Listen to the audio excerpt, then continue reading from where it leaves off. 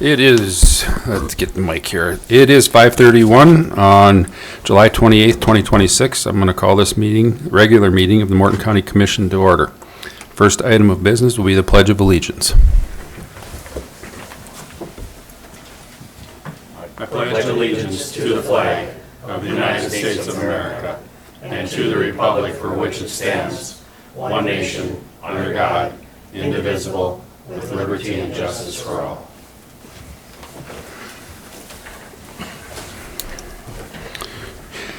Okay, we'll do a roll call. Commissioner Morrell? Here. Commissioner Tokash? Here. Commissioner Buckley? Here. And myself, Commissioner Boehm. We also have Auditor Roan up here at the front desk. We have State's Attorney Copy and Sheriff Kirkmeyer in the back of the room.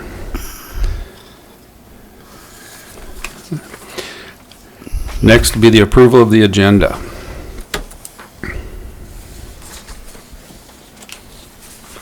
Mr. Chairman, I move to approve the agenda. Second. It's been moved and seconded to approve the agenda as presented. Is there any discussion? Any discussion? Any discussion? All those in favor say aye. Aye. All those opposed? Motion carries. Next is the approval of the minutes from the previous meetings.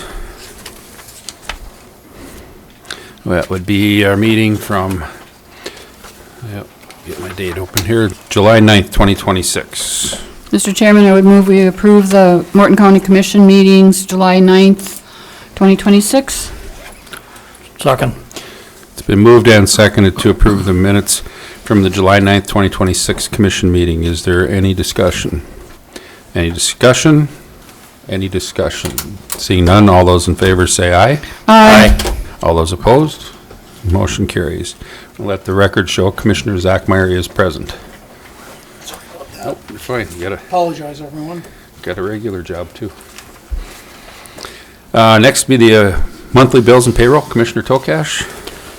Commissioners have reviewed the monthly bills, and Commissioner Buckley has reviewed the Three Rivers bills, and everything is appropriate. So I move to approve the monthly bills and payroll. Second. It's been moved and seconded to approve monthly bills and payroll. Is there any discussion? Any discussion? Any discussion? Do a roll call vote. Commissioner Tokash. Yes. Commissioner Buckley. Yes. Commissioner Zachmeyer. Yes. Commissioner Morrell. Yes. And myself, Commissioner Boehm, is a yes. Motion carries. All right. With that, we're going to move right into our agenda this evening. And first up, we're going to have Melanie Hanson from the center. Or is that just in from? Yeah. She's here. I thought I saw you. Hello, board members. My name is Melanie Hanson. Microphone's not on. Turn it. There's a switch on the bottom side. Oh. There you go. Thank you. Hello, board members. My name is Melanie Hanson, and I am the program director at Center Incorporated here in Mandan. And I oversee the community service program and the misdemeanor probation program. I had sent, I believe it was last week, our stats for the last 12 months for both programs. We wanted to thank you for your ongoing support, financial support for our programs. And we are asking for another year of financial support from you as well. I do have Jim Becker, who is the program supervisor for the misdemeanor probation program. I think he would like to come up and say a few words.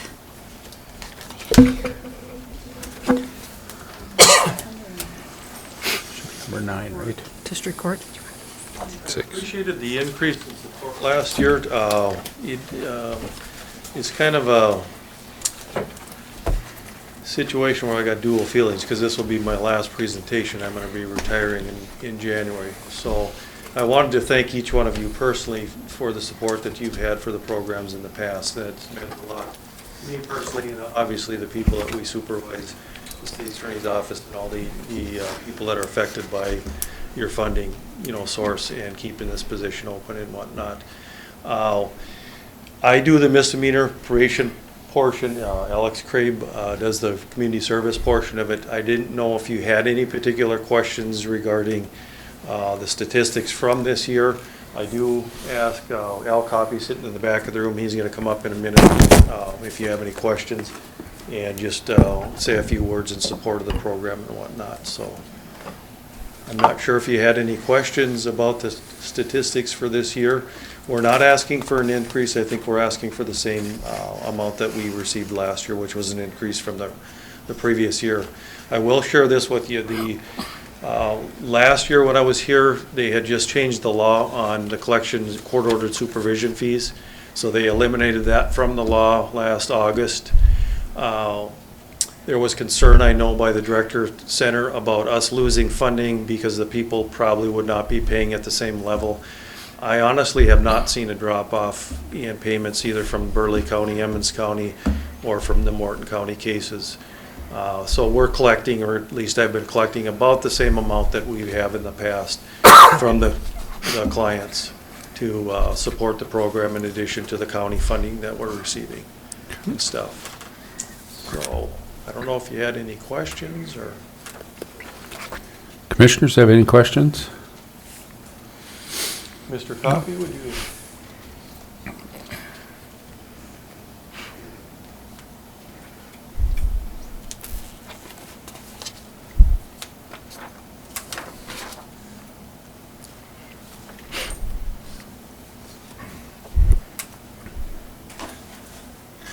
Chairman Boehm, fellow commissioners. Yes, I'm here on behalf of the State's Attorney's Office to show our support for the Center Incorporated Misdemeanor Probation Program on behalf of Chase Lingle, Josh Breeze, Nick DeKisto, John Klein, Michelle Kessler. Those are our prosecutors. We rely on Center Incorporated to provide misdemeanor supervision, and I would ask you to consider continuing the support that you have shown over the years. Okay. Any questions for State's Attorney Coffey in this? Good? Okay, Thank you. good. Gonna keep it easy on you tonight. Yes, thank you. Sheriff, does the sheriff have anything about Center? You guys use that program too, right? We do, and obviously through the state's attorney's office, so it's all good. Okay. Anything else, you guys? Any commissioners? Okay, I think we're good. Thank you and take care. Appreciate it. Good luck in retirement. Thank you.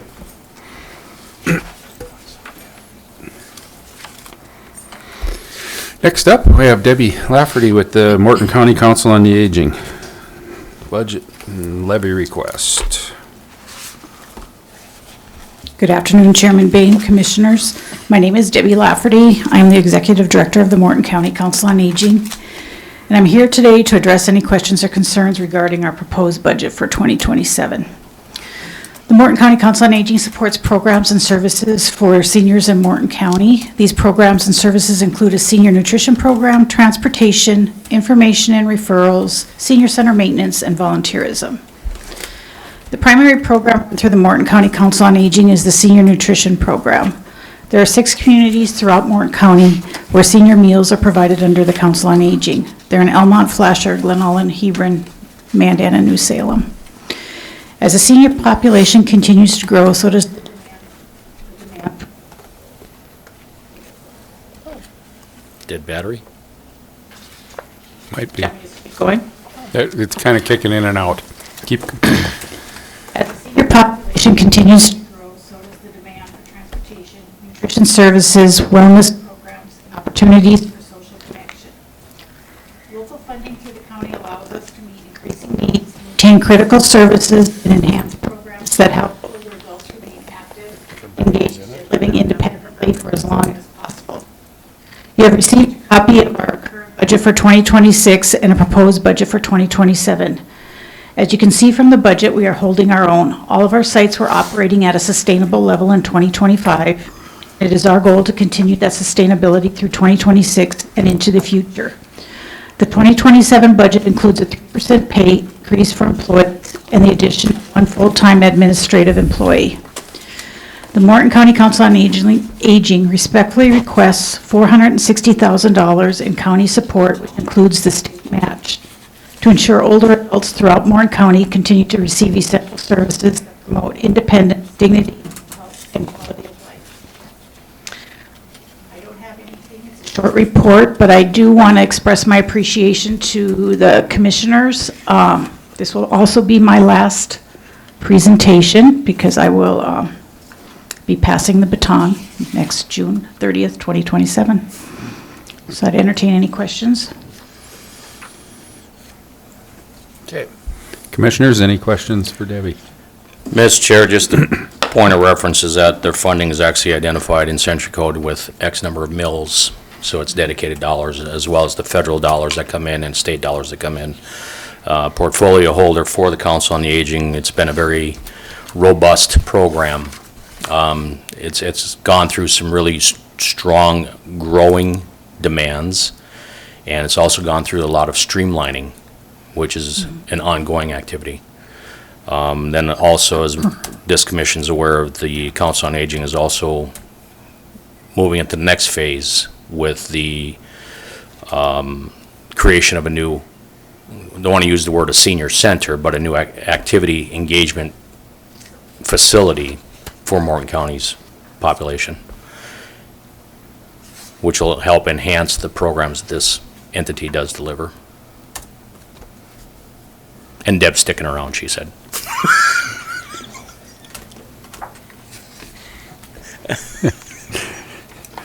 I think you're going to have to try pretty hard there, it sounds like.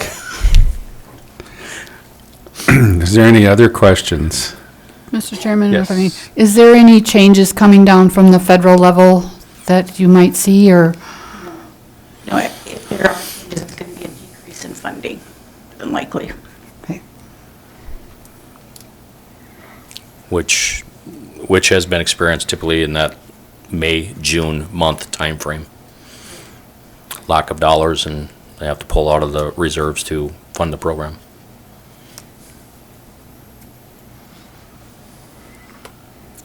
Mr. Chairman? Go ahead. Could you comment on the differences in dollars between the United Way budgets 2026 versus 2027, and also gaming and grants? They're kind of offsetting numbers, so could you explain that a little? The Council on Aging discussed continuing applying for the United Way grant, and they weighed the pros and cons. And if we were to go with the United Way grant, that could hinder our capital campaign efforts. And it was discussed that maybe fundraising efforts could be more prosperous if we were to not include United Way funding in our next year's budget. Yeah.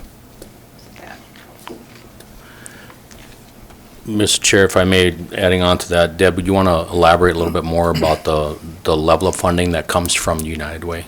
Yeah, the level we receive, 34,000, 32,235 goes to Morton County, and the remainder goes to Oliver County. That has not been increased for several years. I think we had a $1,500 bump after COVID. We've been pretty right there for as long as I've been director. So we feel that with gaming funds and other resources and grant opportunities, we probably could meet the 34,000 that United Way was allocating towards us, and probably exceed that, because we wouldn't have to adhere to their blackout period, which is August through, I think, mid-November. And just to clarify, the purpose for their blackout period is so they can do their fundraising. Right. Their campaign fundraising. Right. Okay. Thank you.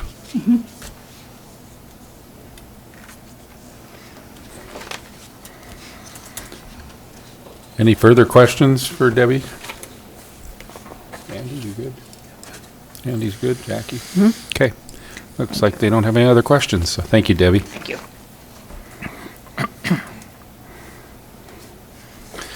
Next, we have Barb Sandstrom with the Morton Mandan Library. That is the presentation that was laying on top of your books. And I will do my best to speak into the microphone, but I just might shout a little louder. And, So- sorry, Oh, go ahead, Dawn. Commissioners, it's tab 36 in your budget book. So, good evening, Chairman Day, fellow Miami County Auditor Road. I'm not here to tell you this is the last time you're going to see me. Too bad, too sad that I can't acknowledge our retirement. But tonight I'm just going to share a little bit of what we've been doing at Morton Mandan Public Library and kind of lead you into the proposed budget for 2027. So I'm going to take a little time and honor our past, going to celebrate our present, but also show how we're investing into the future. At MMPL, we really do like to build pathways for people, pathways to need access, belonging, those kinds of concepts. So next, our story began nearly 20 years ago. Can't believe that it's coming up. The vote happened in 2006 that we would combine to create one library, and so May of 2027 we will celebrate the 20th year when it was officially came into being.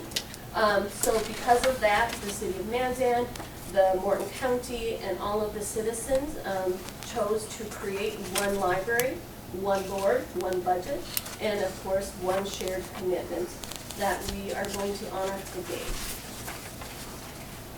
So here is some evidence of our partnerships that we have been working on.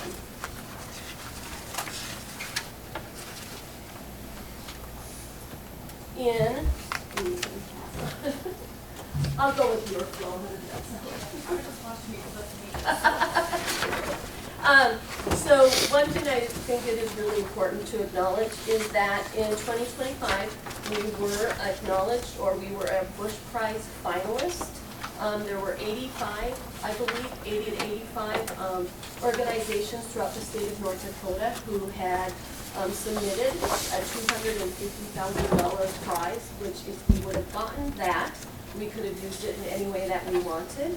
We did end up being one of 5 out of those 80, so we did receive $10,000 from the Bush Prize last fall. So that was an incredible journey for us. The next thing is the state library has 3 different levels of criteria, and for 2 years in a row, 2024 and now 2025, we are recognized as one of the future focused libraries in the state. That is the highest level that we can reach. There are only 3 other libraries who have achieved that, and that is Grand Forks, Fargo, and Bismarck. So we are the only library that is the smaller size.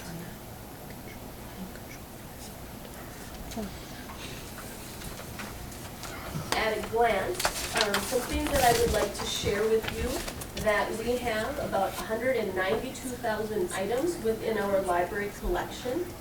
We have circulated in 2025 127,000 items. So we're not that far away from almost every single item that we have going out to the public. We have circulated ebooks, e-magazines, those kinds of things, about 49,000 items. And Wi-Fi, we've had almost 87,000 sessions of Wi-Fi, which they can access in the building and around the park and parking lot areas. Just so you know that over the past 3 years, we have seen an increase in all of that circulation that is going out to the public and other libraries across the region too. She's trying to find the cord. Am I talking loud enough, or should I? Well, it's more, Barb, for the video recording is what we're concerned Yeah, about. we can hear you. Okay. Okay. I was a cheerleader at one time, so. That- So another point is we're growing together. So last year, the library and Morty had about 56,000 visits. We have increased to 20,014 card holders. I think originally we were around 14,000. So we again have seen about a 30% increase in just people coming into the library and the bookmobile. Programming between what they do when they go out on Morty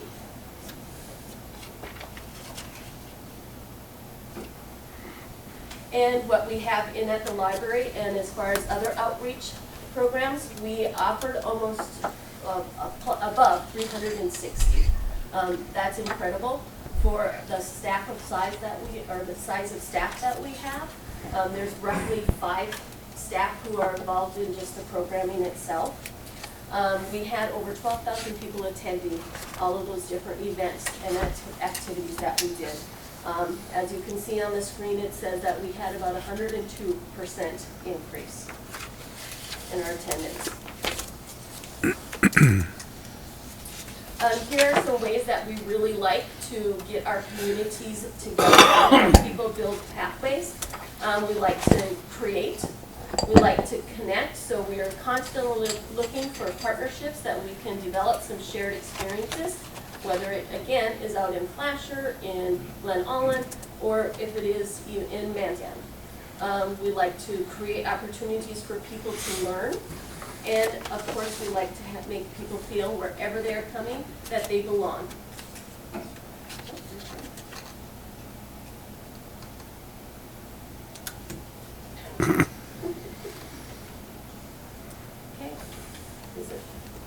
It's showing it's on, the battery's full. Testing. No. Maybe it's something else. It's making noise. Yeah, there's a cord from there to there. Okay. We'll keep going. So access, we believe truly that access should not just depend upon where you live. Hence, we have Morty, who is going about. He's constantly looking for different places to go throughout the county as well as throughout the community of Mandan. Something I thought that was very interesting is that Morty roughly travels about 820 miles every month, but they have 808 visitors coming on every month. So we almost have a visitor for every mile they travel. I think that's pretty cool. Also to note that on Morty we have, all 3 of them are passport agents. So if people out in the county do have questions, they are able to answer them. I think even if they were wanting to set up an appointment, those agents would be willing to kind of work with them and figure out a way to do that. They also have 2 of them are notary, so they can provide notary services, and so that is also a benefit. And last year they added a printer onto Morty so that if people needed to come and do some printing on there, they are able to do that. We believe that we are more than a transaction when you come into the library. Of course, we want to make sure that everybody has access, whether it's library cards, checking out public computers, and all of those other features that we have. We also like to provide guidance for everybody, and whether it's finding resources, we could even be adding a simple math problem for somebody who's driving and they can't do anything else and they're just thinking about it. We can do that too. And we also provide services such as passports, notaries, faxing, and helping with documents. Just to note that we are now offering passport services starting in August on the 2nd and 4th Saturdays of the month, but we're going to do that by appointment. So people can access it a little bit more frequently. So what is coming next? Again, we like to provide access. So one of the things, last year we got a grant from T-Mobile that we are going to open up a satellite library called The Branch. It is over by Head Start. It was the old, I'm not familiar with Mandan, but it was the old locker room, I believe, for their football field out there. It's in there. There's also a play lab that is attached, and that is through the Mandan. So we're working with Mandan Public Schools to make this joint effort happen. We're going to start off small and see how that all goes, but we're quite excited about that. We believe we will be opening in October of 2026. The other thing that is coming up is we got a grant from the state tourism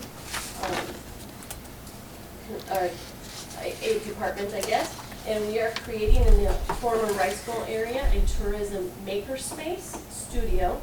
So our hope is that we're going to combine tours throughout the region and the county, also bring in area residents who are expertise in different cultural or crafting or whatever skill set they have. And we would be doing some, people who would go on those cruises would actually create their own souvenirs using the different tools and technology that we have in our makerspace. That should be opening up in June of 2027. Another feature that we are really looking at developing is an apprenticeship program. And we're looking at first to start with those who may have graduated from high school up till probably mid-30s, but they just don't quite know what they want to do. They don't really want to go to school and start on something, and we think the library could be a great resource for that.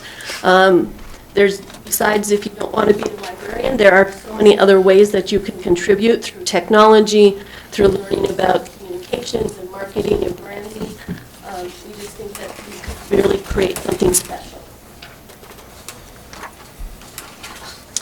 So last year, in the end of 2025, we had a total revenue that we brought in of $1.17 million, roughly about 102% of the budget. That helped us to stabilize and support all of the operations and expanded some capacity through earned income, grants, and donations. Our expenditures from last year were $1.8 million. Which was 90% of the budget, and we were able to put aside about $29,000, I believe. We brought in, just by all of the services that we offer, about $103,000, and we had cash on hand about $449,000. A part of that is going to Morty, which we know we're going to have to be replacing Morty. So, moving on and looking ahead, investing in our future with the 2027 budget.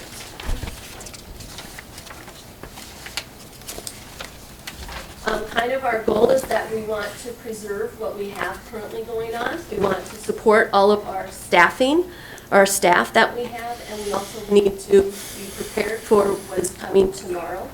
So when we are looking at our revenue streams, in the memorandum of understanding, and I did send Nathan a summary of it, and so he can share that with you.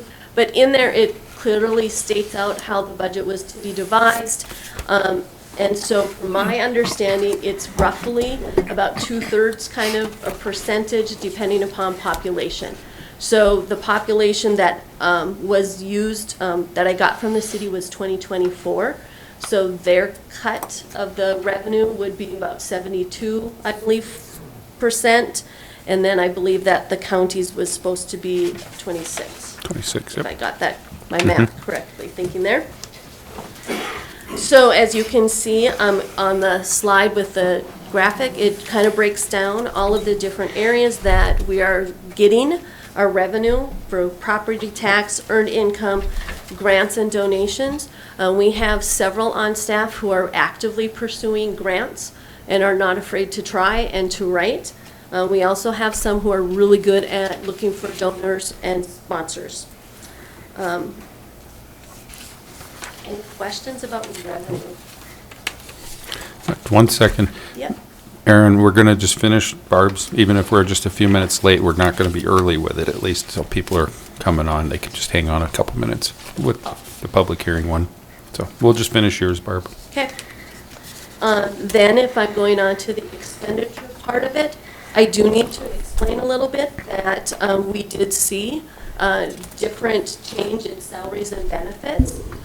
So every 5 years, the city does study through Condrey, who is the one who sets up the job descriptions for all of its employees and the grade pays that they have, pay grades, I should say, that they have. And then they compare them. Well, first they check to make sure everything is accurate, that the jobs truly fit what the people are doing. Then second, what they do is analyze it across the region, which would include Minnesota, Wisconsin, Michigan, Montana, just compare it to cities our size and to see where we sit. They learned that we were in the 94th percentile, and so their goal is to get it to the 97th percentile among our region areas. They also really want to work on not just increasing that base pay, but making sure that those who have been working within the city feel good at staying. A lot of times, if you've been in the city for 12 years, somebody who's just coming on board might not be that far behind you, and they catch up pretty fast. So they're looking at ways that they can develop ladders, ways for people to kind of move within their grade. So that was kind of a change, honestly, in the salaries for the staff. They are investing, so it is a 3.3% raise, obviously, but also they are making it also an equity. So they're trying to get everybody up to where the level they should be. We had 2 of our staff members who actually changed grade pay, so they went from a grade 9 to a grade 10, and they were both of our building workers that we have. The other key feature that was different is with technology. We had to increase the budget to about $30,000 this year, and that mostly came because of the ADA compliant website that we have to have. Our portion of the library is, of course, the most expensive because we have to have multiple applications for people to use when they access it. And so ours is going to cost us about $8,000, at least for this first year. We're hoping that it will go down in the years after this. That is kind of all that I have. If you guys have some questions.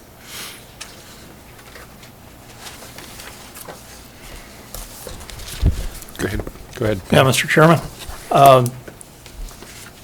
I do have some questions.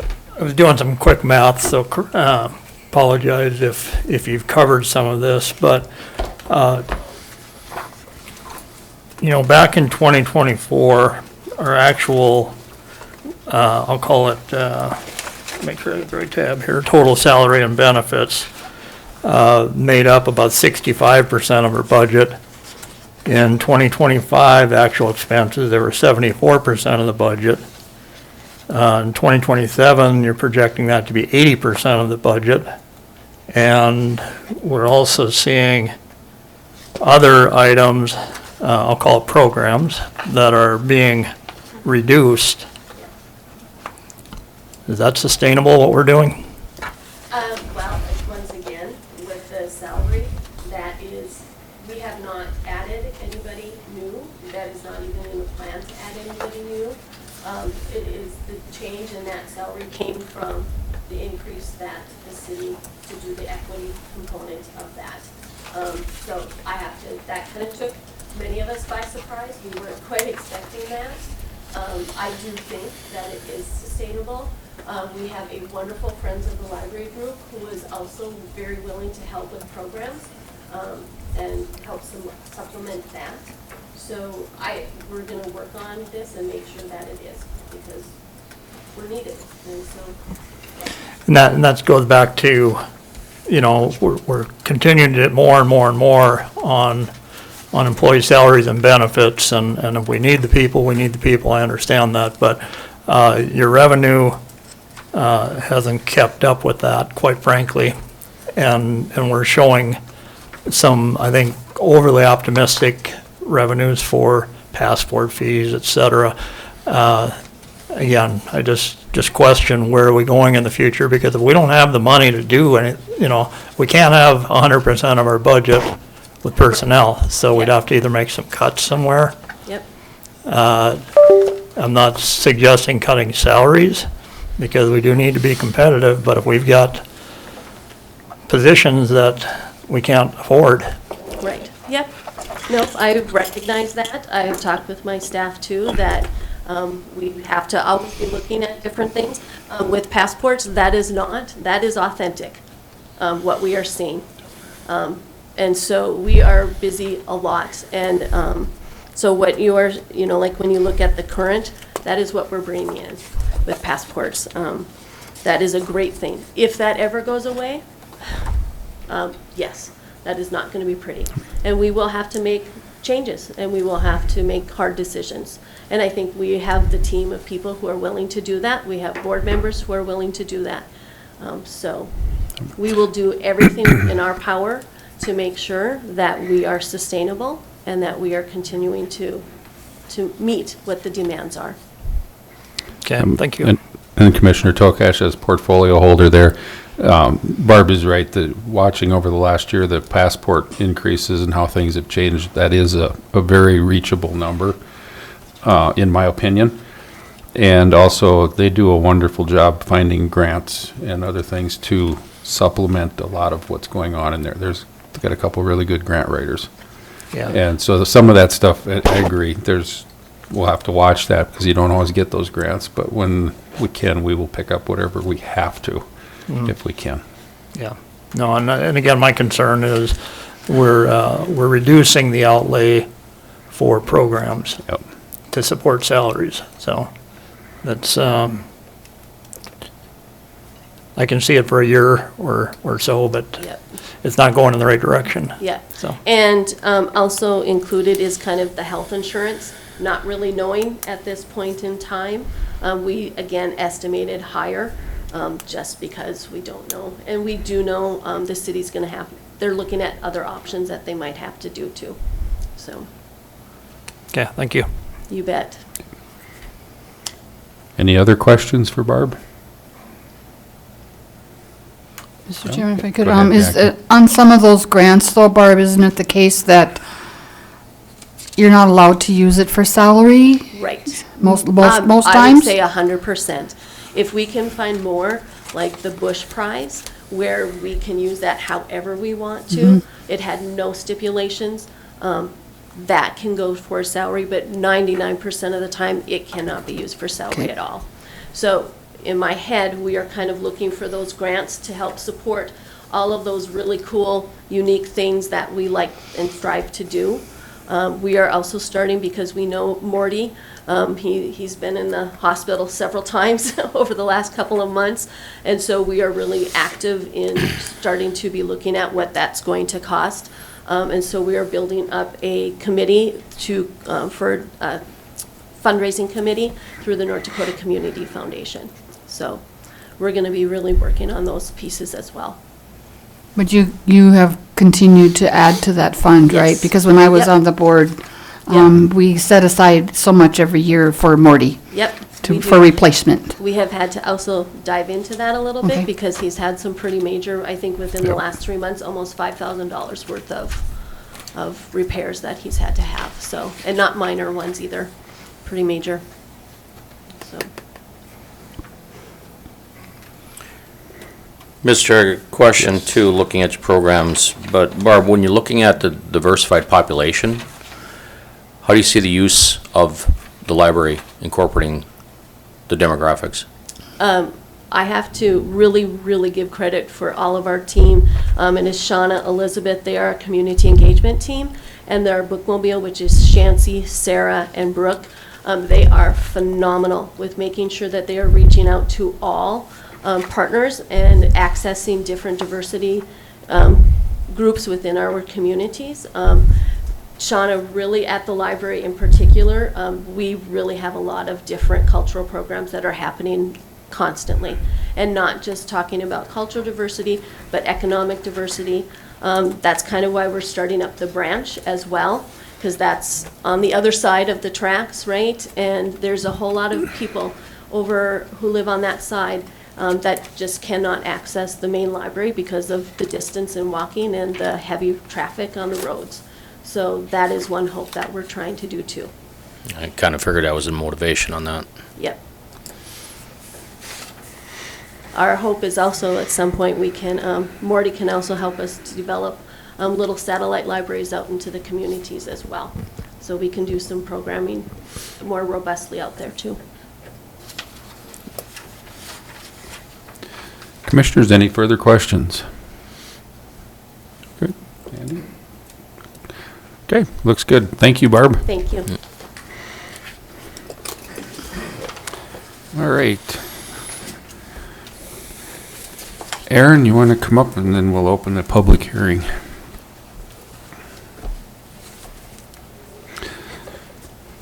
So we're about 10 minutes or 11 minutes after 6, and we are going to, I'll get the official time here.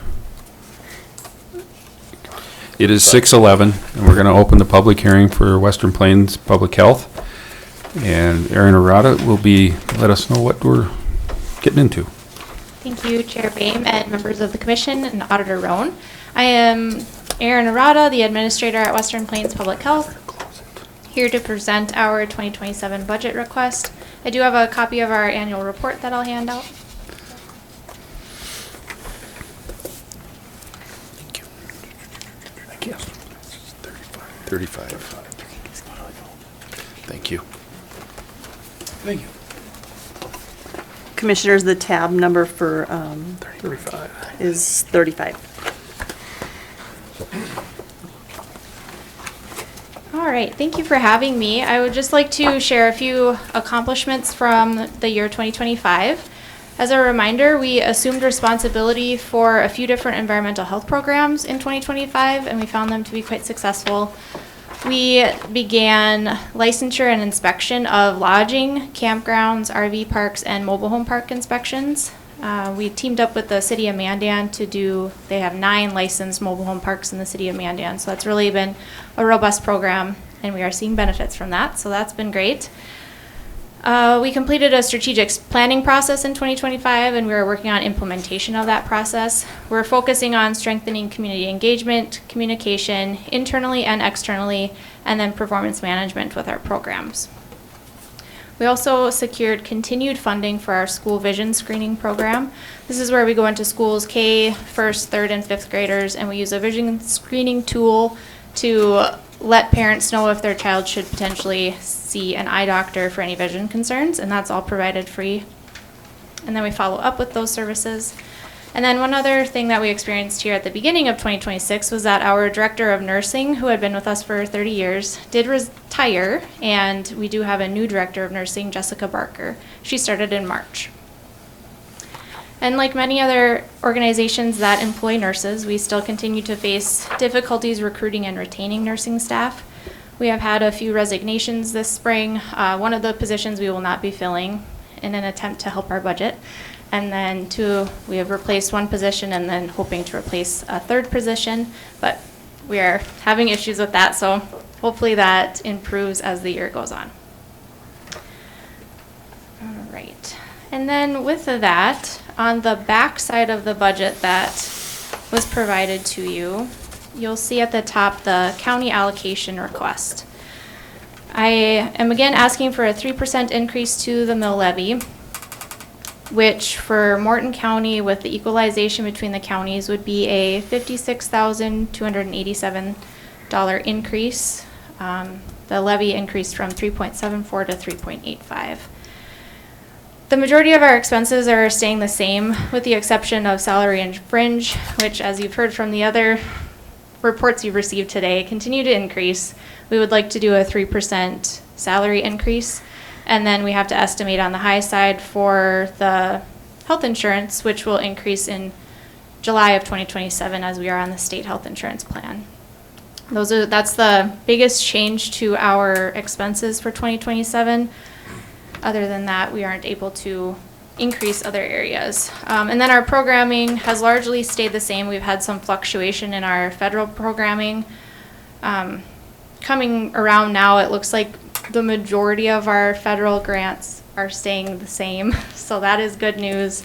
I hope they don't fluctuate anymore, but that has been kind of up in the air. We received a small amount of rural health transformation funding. That'll be $60,000, hopefully for the next 5 years, although each year is not guaranteed. And with that, I can entertain any questions that you may have.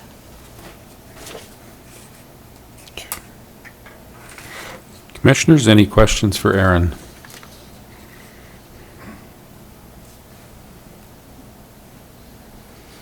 Mr. Chairman, it would be more for when there's the joint meeting of counties to finalize the budget.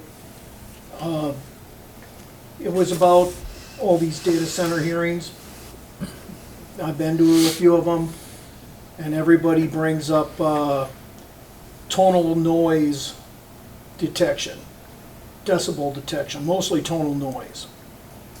And everybody that gets up that says there's some type of expert says that our county and even our health district has absolutely no testing equipment to test for tonal noise, knowledge to do so, even decibel readings. And so, one of the questions that is asked is who would this fall to? And some of the experts that have been at these meetings have said it falls to your local health board. Basically to test, to monitor, to go out and review. And of course, then somebody will say, well, there's nobody at the local health, anybody in North Dakota capable of running these studies. Since data centers is a big deal within the, especially this health district, I think that should be a agenda item for that joint meeting. And we gotta just start planning for it, because it's not going to go away. And everybody that arrives at those meetings asks what type of, it's not on? No. Oh, I'm sorry. Oh, it's okay. Everybody that's at those meetings ask about what is going to be done, what is the county's plans, who's going to do what and how is it going to be trained. I think we, as all the counties should be at that meeting, that's something that should be discussed. I have no idea about cost, none of them did. But if it's something that is going to be for the future, and they're moving into different areas of industrial, now they want noise and decibels, some of them say about noise and decibels and tonal decibels coming off the wind turbines. And some of it, I'm not afraid to say it, is grasping at straws to try to kill an otherwise illegal project. But some of it is truthful, without a doubt. But the only ones, unless someone else from this board or from a planning and zoning board or the other counties see anybody that's going to be capable of going out and taking the readings and studying it, I see it falling on West Plains. I'm not seeing any way that the sheriff's department or emergency management of any of the counties are going to be able to go out there with the type of testing to properly do it. Or it's going to be a bigger contract to hire a consultant to come in. But I do think that is something that should be an agenda item for that meeting, to see if any of the other counties have any ideas. Because I'm not seeing it. Everyone that's there says it's going to fall on your local health department to take the readings. Unless, Jackie, you got... Well, Mr. Chairman, I guess I think that we're probably going to have to, I don't know, trust the data center companies that they're going to hire their people and they're going to measure it. I don't know how we're going to be able to afford to do that. Looking at, I know, because since I serve on this, hold Aaron's portfolio, Yep. I know we don't have the budget to buy equipment and hire somebody to do that. And so I don't know what else that we're going to have. The data center companies are going to probably have to measure it. Or pay for it. Or pay for it. But not measure it, but pay for it. Yeah. But, that's where the next part is, well, you're gonna trust the experts they hire? And that's only really, everybody will be in the room, it should be probably discussed. Does anybody have any plans?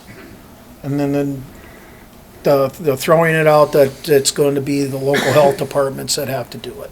Well, I've looked at, Commissioner Zachmeyer, excuse me, but I've looked at the zoning ordinances that, Oliver County really doesn't have one yet.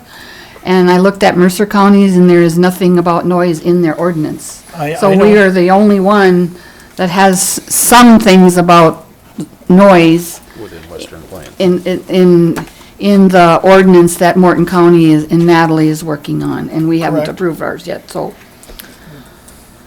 It's just another one of the things that person after person after person gets up and discusses. Yes, I know. And Commissioner Zachmeyer, nobody has approached me with this question yet, so you were the first. We do not have the training and the equipment for that particular task. I will look into it, though, with the North Dakota Department of Environmental Quality. They do air quality monitoring and other tasks like that, and so I will visit with them and ask, and I can provide an answer at the joint board meeting. Does that sound reasonable? Yep, that's very reasonable. Okay. Yep, I will look into that a little bit, but at this point, that isn't something that we would be able to accommodate with our current staffing, and that's Probably not even with this budget request, but I see it coming. It's outside of our scope, I believe, at our level, but not to say we can't discuss it, and I will put it on the agenda. And thank you for that segue, because I forgot to mention that we do have that joint board meeting, which is historically challenging to call a quorum for. I can always count on you guys, so thank you. That will be August 18th at 10 a.m. We will be able to join virtually, or you can come and hang out with me at the office. I always enjoy having guests, and I will have coffee and water, but probably nothing more than that unless you have a special request. And we need 3 of you to participate if possible, because I need a quorum of counties and a quorum of commissioners from those counties. And I will send all of that information to Dawn tomorrow morning, so you will have that in your email as well. Okay. Thank you. Yes. I was wondering when that was coming. Yep. Yes. It's in my calendar. Thank you. Otherwise, you'll just get a call from me, so, which At is probably 10:01, where are you? Any other questions for me? Commissioners? Nope. You're good. Thank you, Aaron. Thank you so much. I should ask, this is a public hearing, so is there anyone online that has any questions? Anybody in the room that has a question for Aaron? Online or in the room? And last call, online or in the room. Question for Aaron. Seeing none, I will close the public hearing at 6:23. Thank you. Have a great Thank you, evening. Aaron.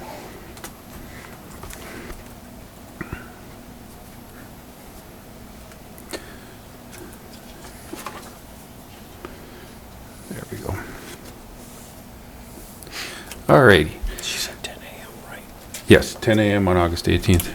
With that, Bill Robinson, Lower Hart Water Board. 37. Thank you, Chairman and Commissioners. My name is Bill Robinson. I'm the Chairman of Lower Hart River Water Resource District. Our request is the same as last year. As I discussed last year, we are still in the pre-construction phase planning, but getting to the very tail end of it. Our 90% plan has been submitted to the Corps, FEMA, for approval. And once that is achieved, we can move on to soliciting bids to actually get into some real numbers here. So I did send the plan under the assumption, the budget under the assumption that we are moving into construction in 2027. We did have a late ninth inning entrance to the pre-construction, which is a TCP survey. That came in at the very last second, not free. Had that neither in 2026 budget or didn't have it in the 27 budget, but that's a $40,000 thing just to get started.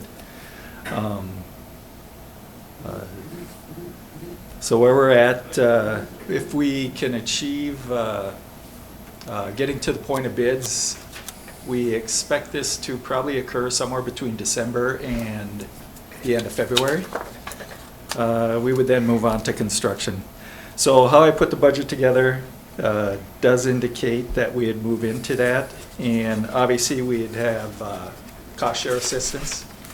Again, we discussed that before. We did receive a flood mitigation grant. Right now, we are largely living off the pre-construction cost share from that FMA grant. We'd have about $11 million to get into hard construction. North Dakota Water Commission cost share would then come in at about $10 million. And the Memorial Highway project did have a lift station as an element of their design. And also our our levee improvement had a lift station as part of its design. So we did work out a three-way agreement between the city of Mandan, Lower Hart, and North Dakota DOT to just build one large lift station. So you do see North Dakota DOT, their portion would be at 2.3 million.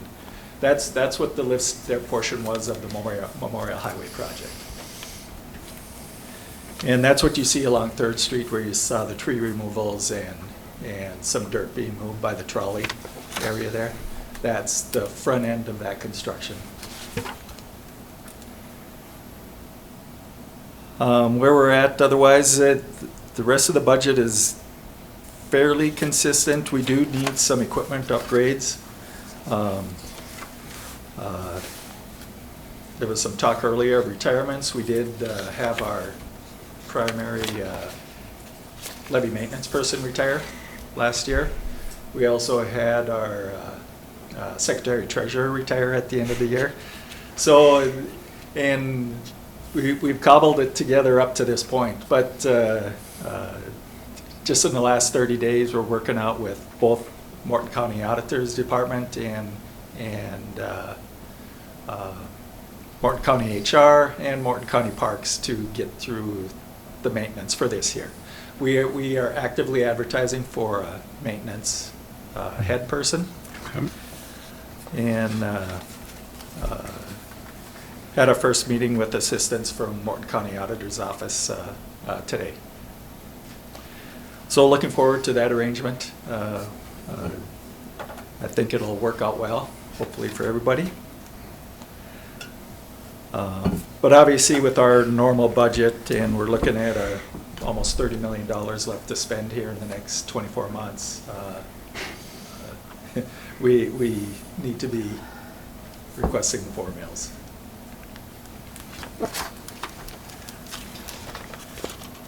A couple other things that recently would come up. Street improvement project, we get hit. We do have a couple lots that access the levee, and we get hit with specials as those improvements occur in the city of Mandan. City of Mandan has been a very good partner in this process. I do have on here for revenue, local funds, city and Lower Hart at 5.8 million. So that would be the local contribution to this whole project. Of what is today estimated to be about $36.5 million.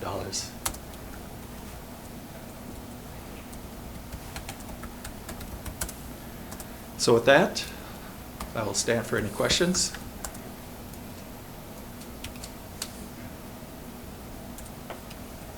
Okay. Commissioners have any questions for Bill?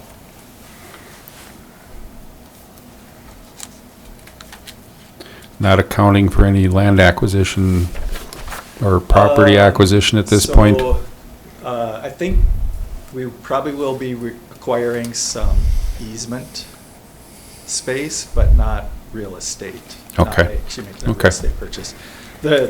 We've made those prior to this point. Yep. We got, currently we're working through, we just wrapped up with state parks in the trolley area. I think the governor should have signed it by now. That easement, we got 2 other easements down on the south end as you go downstream. Okay.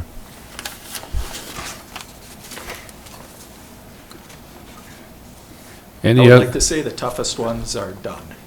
Toughest ones are done? Well, that's good. Yes. Any further questions for Bill Robinson? Nope.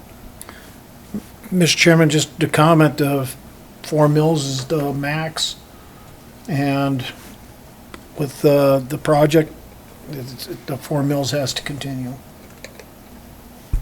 And Chairman and Commissioners, I did find out that on that 3% cap, water districts are not a part of that. They're disregarded in that calculation. They So don't otherwise, pull them I was out. like, well, we can't do 4 mills, that'd be more than 3%, but I filled out that form today and they are disregarded on that calculation. Good. Yeah, that'd be a little tough. Yeah, because it's foreseeable, for sure. Right. This is where we're at. Right. We're working a little bit with borrowed money here. Mm-hmm. Okay, any other questions? Thank you. Thank you, Bill.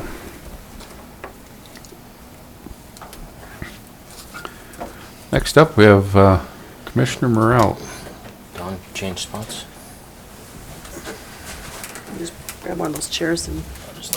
She's not giving up her chair. No. Oh, that's her chair.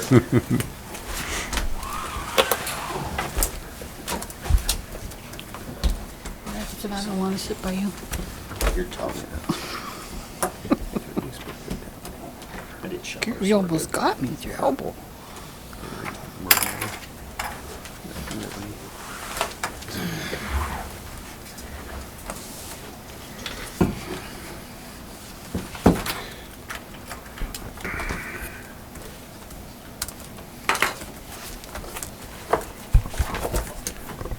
So, Mr. Chair, Commissioners, this is a little update on Greenwood Cemetery that actually segues into the next item on the agenda as well. Starting off is this image for, as far as Commissioners, you've seen this image before, I think, through the course of time. This is the actual plotting of the original Greenwood Cemetery. This is only a 10-acre plot on a 40-acre I parcel. don't have anything. You might have to share your Got it on? screen on your computer or Should be a duplicate your direct screen. connect.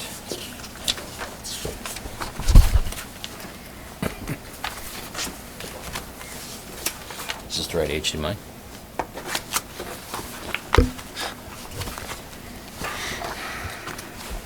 You want to pull up the packet?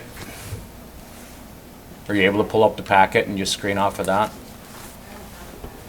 Off of the website?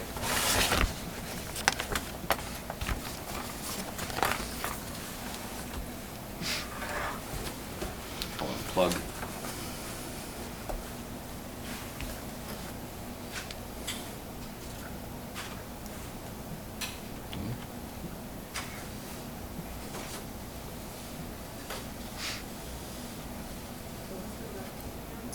Just Morton, if he's going to Morton County. There you go. And scroll down a little bit, and then you should be able to go to meetings and minutes there. Right there.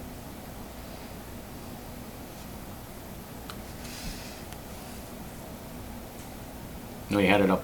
Go up a little bit. Up. Up, a little more. A little more. Right there. Meetings and minutes. And go down to commission meetings.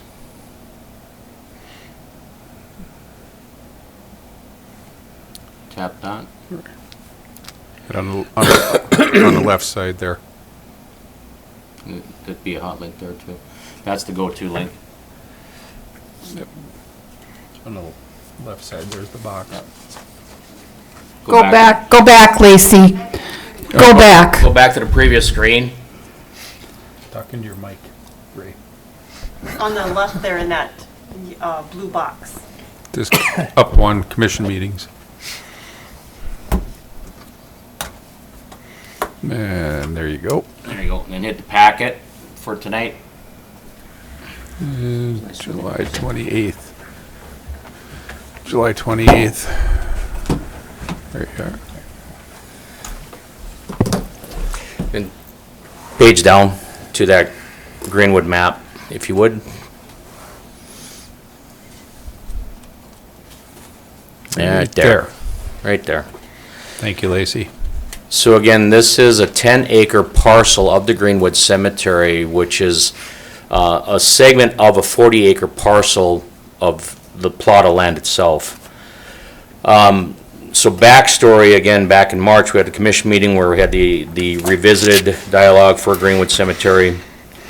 May 5th, I had a stakeholders meeting, which involved representatives from across many different gamuts, whether the county historical, it was Mandan City Historical, it was city officials, of course myself for the county, we had city parks, we had county parks, we had state historic preservation officer, We had representatives from the Masonic Lodge, because the Masonic Lodge actually had a historical part of this cemetery itself. If you look at the icons at the very top center and top left, those are actually icons of the Masonic Lodge and the Odd Fellows organizations, very common at that time frame.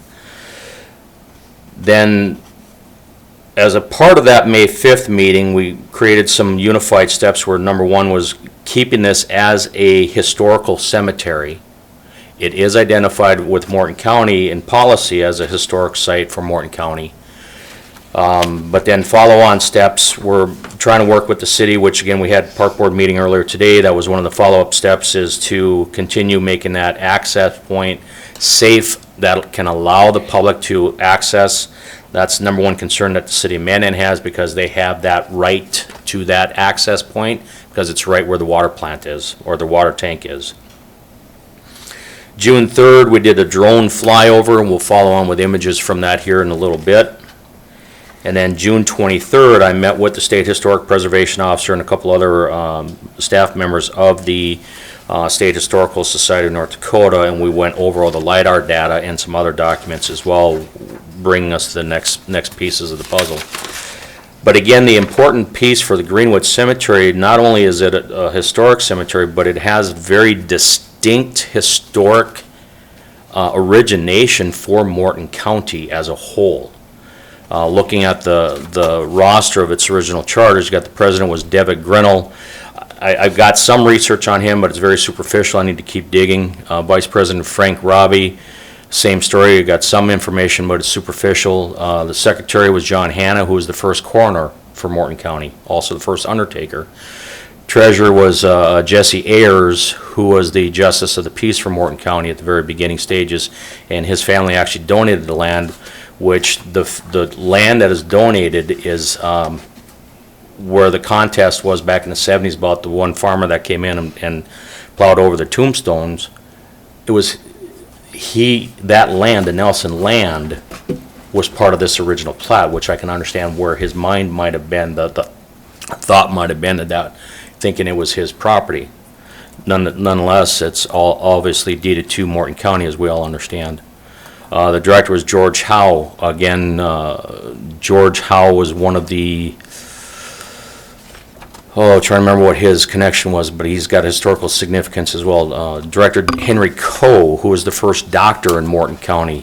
He's also a personal friend of Teddy Roosevelt, and the statue that's in front of the depot was actually commissioned and gifted by Henry Coe, Dr. Coe, before he left town. Thomas Mitchell, another founder of that cemetery, he was the engineer for the train bridge that spanned the Missouri River. George Harmon, another trustee of the organization, he was the first sheriff. He was also one of the first county commissioners that was appointed by the governor of Dakota Territory down in Yankton. He also deputized Teddy Roosevelt as a deputy marshal in pursuit of a certain activity back then. And he was also the chair of the very first Morton County Fair, which was held in Mandan, which actually the forerunner for the North Dakota State Fair. There's a whole nother piece of history with that too. William Lanterman, who again was a significant player in Morton County, much less city of Mandan. Ben Shaw, who was the first Morton County judge, and the Shaw name, Mr. Copy back there can definitely identify the Shaw name through the periods of time that has been instrumental figures within Morton County, much less Mandan. So that's just the organizers of the cemetery. So again, the cemetery was established in 1892. There's no real record of when it was decommissioned, but basically it was in the very early 1900s when it went out of service. And there's a lot of information that supports that as well. And you want to go down the list, next image, 2 images, please. So this, of course, is the aerial of today. You see the water tank is that big white circle that is in the southwest quarter of this property. Northwest. Northwest. No, southwest. Southwest Southwest of the property. of the entire 40 acres. It's Yes. the southwest corner. Yep. Then, of course, if you can see that black line that wraps all around, that is that full 40-acre parcel. And you want to hit the next image, please? It's just some simple LiDAR. I don't know when this was extracted, but again, you can see some marks in the terrain. This was the main route from Fort Lincoln to Mandan back in the day.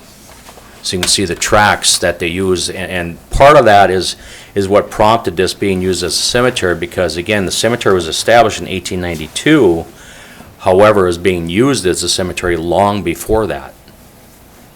And obviously many of those graves are not documented. So next page, please. This image gives the overlay, and this is coming from the State Historic Society, where they feel with very strong confidence that this is exactly how the lot was configured on that 40-acre parcel. So if you've been out there, you can see that circle there is actually a knoll, a high point of that land out there. So it's very obvious how that came into play. So it's kind of interesting when you see this and you go out there and you see the parcel and you're able to put two and two together. It really makes sense. So again, as referenced on June 3rd, we worked with the Bureau of Criminal Investigation, who worked with one of their contractors, and we did a drone flyover for collecting LiDAR data, which is basically radar imagery. Next page, please. This is kind of hard to see, but this is that exact same 10-acre parcel with the LiDAR data overlay. So if you see that, the big circle, actually, Lacey, you want to go to the next page, please? And you can zoom in a little bit. Here you can see the overlay with the LiDAR data in there. So you can see how the cemetery plot and where the contours all come into play, where the ravines. I got Cody Schnabel sitting there with Morton County Parks. He and I spent a little bit of time out there, so we know all the ravines and the terrain out there. But you see how the cemetery lot layouts coincide with the LiDAR. And if go back to that first page then, Lacey, and zoom in a little bit, and you see the dark depressions or the dark spots, those are depressions identified through LiDAR. There's some other spots on there that actually are what we do have for the headstones that are existing. There's a couple of small concentrations. I want to say, Andy, do you remember, there's like 4 or 5 different concentrations of headstones? I'd say that's accurate. And then immediately to the right about in the center, that's where the skirmish of trees are. So again, get your orientation. So the next series of images, again, that's that overlay, a little easier to see. The next series of images is basically scrutinizing the LiDAR data more. Go ahead and zoom in, that's fine. And again, you can see the depressions a little bit more profound.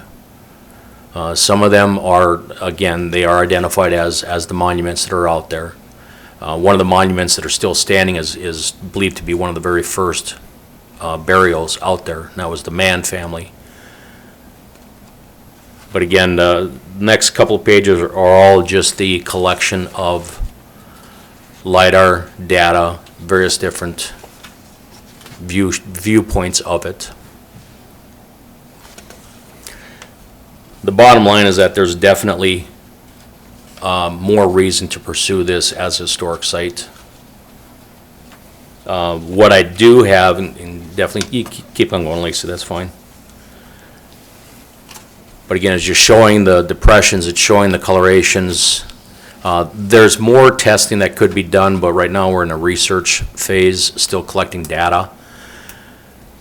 And once we get that data identified and how it correlates to the bona fide history of this facility, that'll bring into the next relationship of working with the State Historical Society for some more assets to do more confirmation.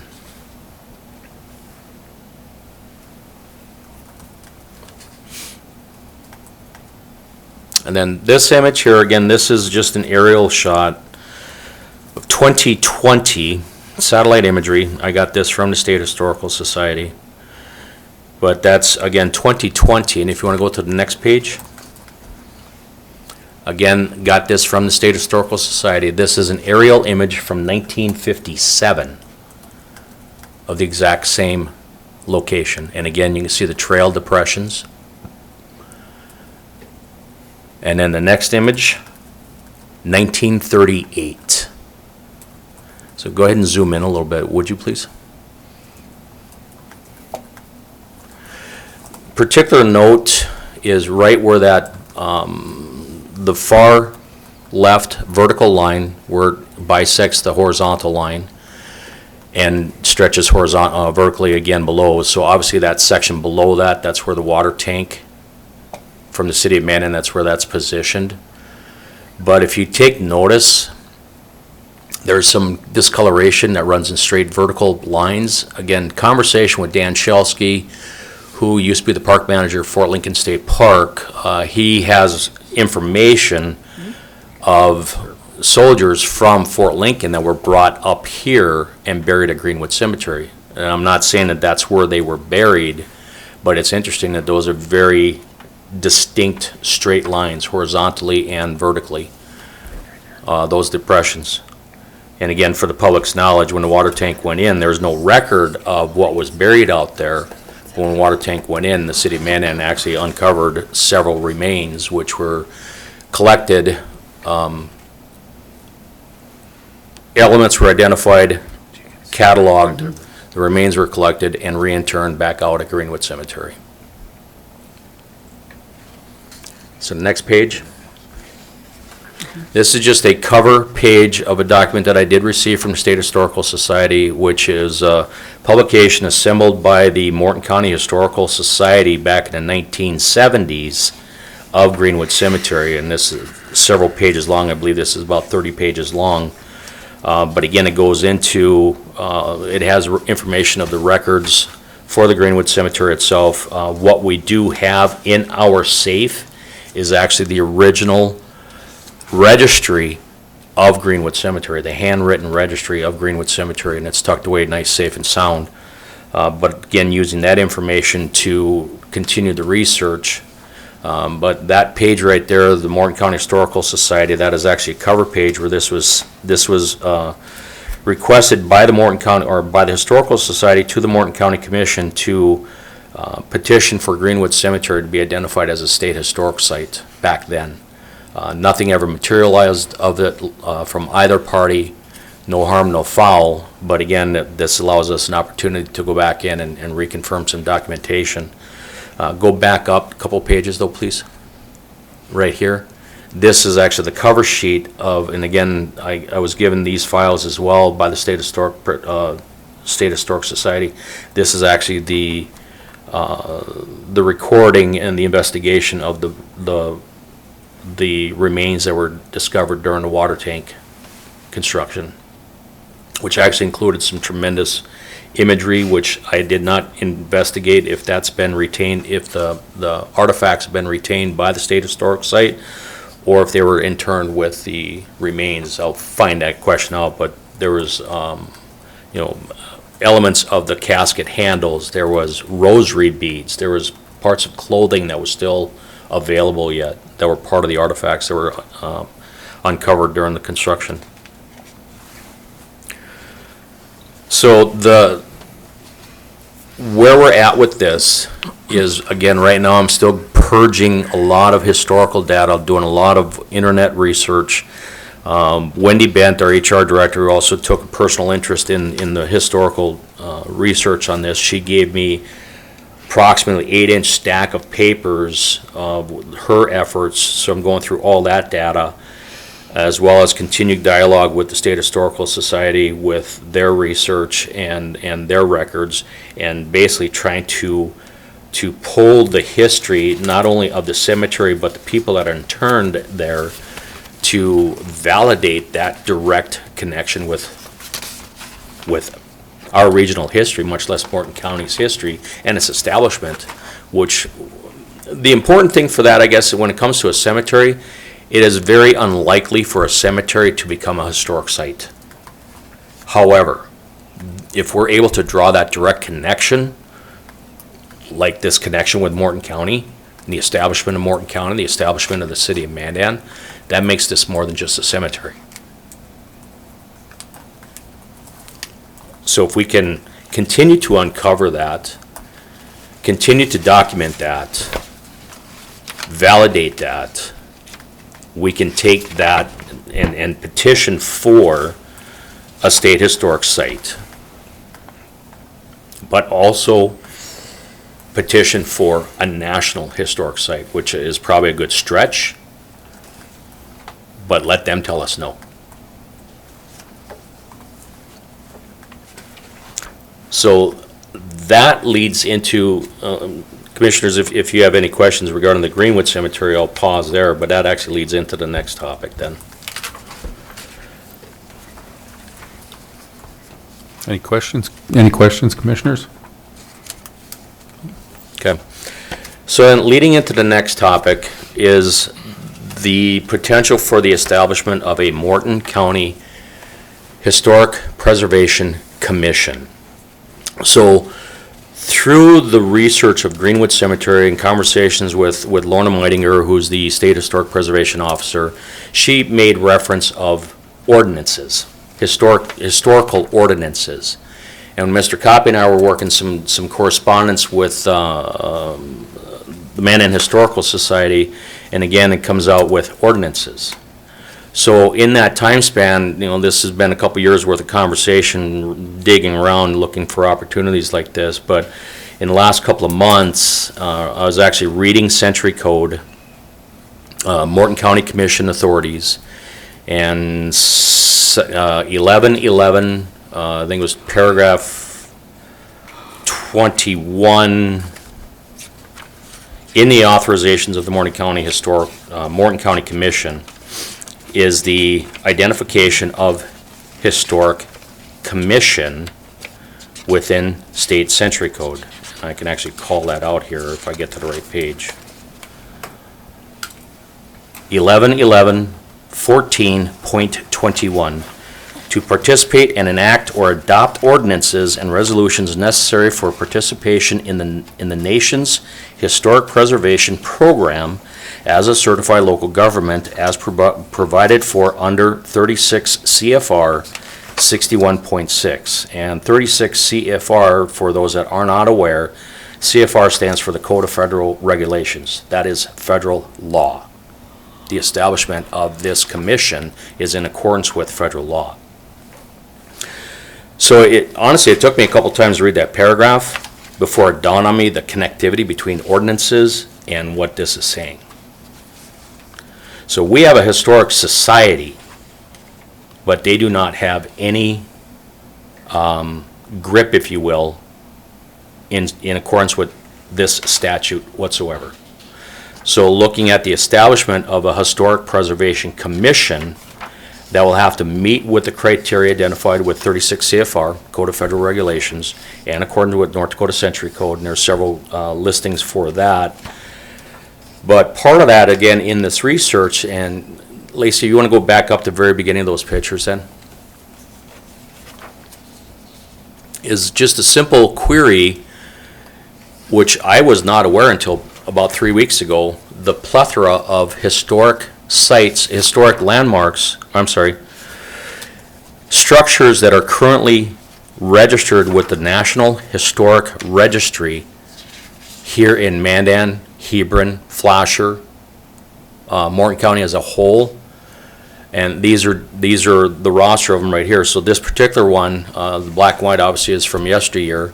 A good friend of mine actually lives in this house. This is on the National Historic Registry. And you can see the colored image is what the house looks like today. This was actually established in the Historic Registry in 1992. The next one is St. John's Church, which is in Hebron. Again, you can see the historic image side by side with the recent image of today. This was also registered in the National Historic Roster of Historic Places in 2001. The next image is the Hotel Brown in Flasher. Actually, my wife's aunt used to own this back in the 60s and 70s. This was listed on the National Historic Register in 2014.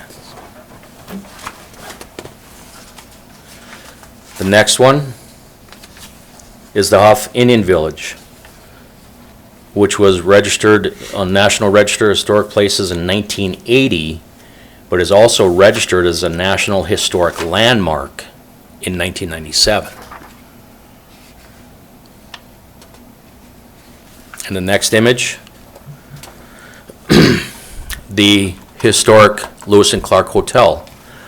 Many stories come out of this hotel, but again, this is what it looked like in yesteryear versus the lower image of what it looks like in recent days today. This was listed on the registry in 1983. It was built in 1915. And the next series of images is the Mandan Commercial Historic District, which is approximately 20 acres downtown Mandan. Several structures are listed on the National Registry, and this was listed in 1985. So again, you can see, many of you can recognize a lot of these structures. Yeah, actually, Lacey, you want to go back up to the big first image? I'll just identify those. So there, of course, you got a Lewis and Clark building in the backdrop. In front is what some of us remember as Mandan Western Shop. But again, the architecture, the period of construction all resonates what comes about with this historic preservation. The next image is the Mandan Depot. What many people do not know is this is actually the second depot for Mandan. This was built about 1935. The original depot burned to the ground. It was a beautiful Queen Anne Victorian style structure. Just a stunning building. The next image is what the Morton Mandan Library looks like before that addition was put on. It was also the old cold storage facility for the railroad.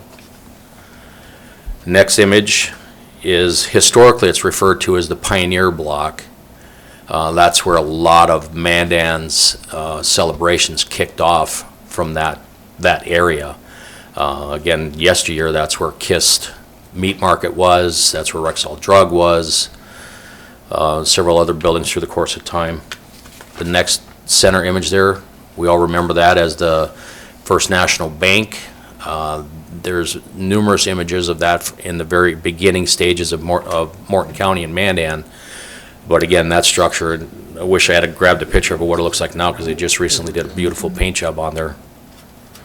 Next image down is the former Mandan Theater, which became the Showboat Theater, which is whatever the business name is now. I don't go in there all too often anymore, but anyway, that was a 1930s Art Deco design. Next image is what was once the police department, which is now the fire station, the original brick building on the left side. Next image down, the former the Iverson building, which is now Brevera Bank. They did a nice reconstruction and preservation of that history. Next image down is the Burby building, which is owned by Morton County. It's an apartment complex. I found it interesting talking to my mom that my grandparents used to live there back in the 50s. Next image down is what is now Central Station. That was the Knights of Columbus building, and the building next to it, I don't recall what's in there now, but again, these are elements of that historic district. And the next image is one that is not with us anymore. That was the very first post office in Mandan, which became the Mandan Public Library, which was torn down for the establishment of the Library Square. Next image would be the former, the original high school, which is where what many of us remember as the junior high is now, which is now the apartments on 4th. turn into a assisted home for apartment buildings. I'll just leave it at that. But series of images for that. And again, this was established in 2017. Next item is known as the Armin Rame Barn, located in Hebron. Go down a couple more there, Lacey.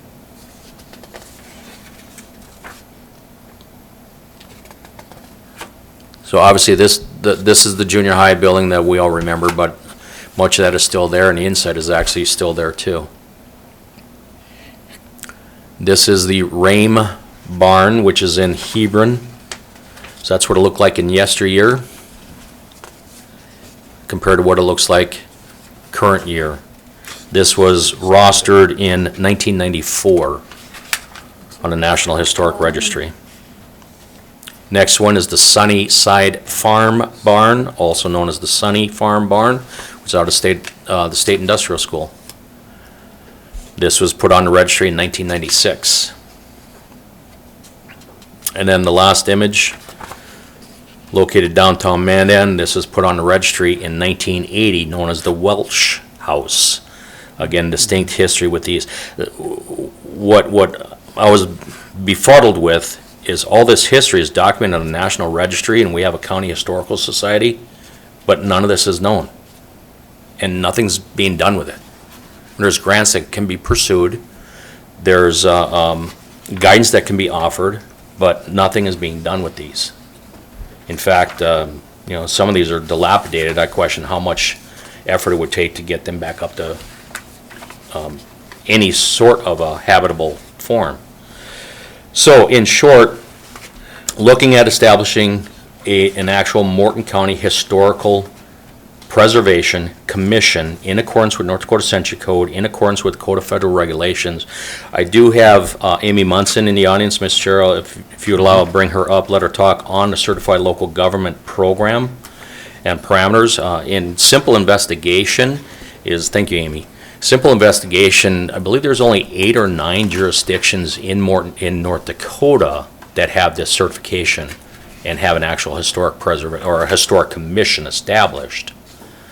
But in your packet is information on the certified local government, which is put out by the State Historical Society. And Amy, if you want to jump in. Thank you so much to the Morton County Commission today for letting me give you some information on the Certified Local Government Program. I am Amy Munson, and I am the statewide coordinator for the Certified Local Government Program, and I also do grants and contracts for the State Historical Society. We currently do have 8 CLGs in North Dakota. They are the cities of Bismarck, Buffalo, Dickinson, Devils Lake, Fargo, Grand Forks, and then we also have 2 counties, Walsh and Pembina County. The goal of the Certified Local Government is to facilitate state and local government cooperation with federal partners to promote statewide, nationwide preservation initiatives. Benefits to becoming a CLG. You're going to have local legislation. Communities pass and enforce their own historic preservation ordinance to identify, evaluate, and protect local historic and archaeological resources. To do this, you do like architectural surveys to identify districts in cities. You nominate sites to the National Register of Historic Places, and you also can promote local historic preservation. Another benefit is that you're going to have a locally appointed Historic Preservation Commission that will review changes, designate local landmarks, and manage community resources directly. One thing at the State Historic Preservation Office that we do quite often is 106 review, and I don't know if you all are familiar with what 106 review is. Whenever there's federal money involved in a project, they need to go to, it kicks in review of that project. So if there's a historic tie-in to a national project, to a project in North Dakota, the State Historical Society will review the project for cultural resources and make sure if those cultural resources are affected, that there is some sort of mitigation. Our CLGs can participate in that process. Not all of our CLGs do. Another benefit is that you have input to the National Register. Whenever there would be a National Register nomination in Morton County, the Historic Preservation Commission would review that nomination and give their comments to our office that would then be passed along to the national level. And then the final thing is that we do have special funding for our CLGs. We receive a grant for the North Dakota State Historic Preservation Office from the National Park Service. Every year, we receive about $870,000 to run our office. We are required to pass through 10% of that to our CLGs. So roughly $87,000 every year is passed along to our CLGs. Not all of our CLGs apply for funding, and if we don't award that to a local entity, we have to return it to the feds. So I make sure every year we give out all of our funding. And typically we give more than that minimum 10%. It's usually closer to about $100,000 that we give out to our CLGs. A few projects other than national, you can do, we focus on surveys and National Register nominations, but as you saw, you talking about the buildings, there's so much history there that can be included that our CLGs do other projects with this information. They do brochures promoting local historic districts, walking tours, we have web pages. The two counties, Walsh and Pembina County, work closely together because they're right next to each other. They have gotten together and do geocaching to their historic sites to encourage people to visit them and learn more about them. Bismarck right now has completed a draft of the preservation plan, a strategic plan that's going to lead them for another 5 years, so that's kind of under review. You can attend the statewide CLG conference that we have every other year. We also provide funding to go to national conferences such as the National Trust for Historic Preservation or the National Alliance of Preservation Commissions. We have done a few bricks and mortar projects. Our smallest CLG is the city of Buffalo. Their population is about 200. They're in Cass County. Their focus has been a 1916 high school that they've restored to work as their library, their community center. I think they have a museum there too. Fargo is the only one that's done historic district overlays to their neighborhoods. So to work with if there's an infill that needs to happen or replacement of historic material, they have some rules that people have to follow in those historic districts. City of Bismarck, again, has done a timeline that you can get online. If you type in Bismarck timeline, they put together a history of the city of Bismarck that you can follow along. Dickinson has a local landmark program, and many of them have done those bronze National Register plaques. So that's a really quick overview of the CLG program. If there are any questions, I can certainly answer any. Ms. Chair, one question right away, and Amy and I discussed this over the phone already, but when it comes to, say, Morton County Historic Preservation Commission working with an independent community in Morton County, how does that work? If there was if you were working on a project. Yeah. If they wanted to do a National Register nomination, for example, you would either be able to, this funding could help them with hiring somebody to write the National Register nomination. If they had a project, like I mentioned the 106 project, if there was a wind farm going into a community and it's going to affect a National Register nominated structure or cultural resources, that would kick in. Or another element too, though, is what we were discussing was, I'll just pick on Mandan as an example, where, a project comes to mind by the commission that is within the boundaries of the city of Mandan. It's basically just a government-to-government relationship. Yeah, it would be the same, the same relationship you have as a government right now.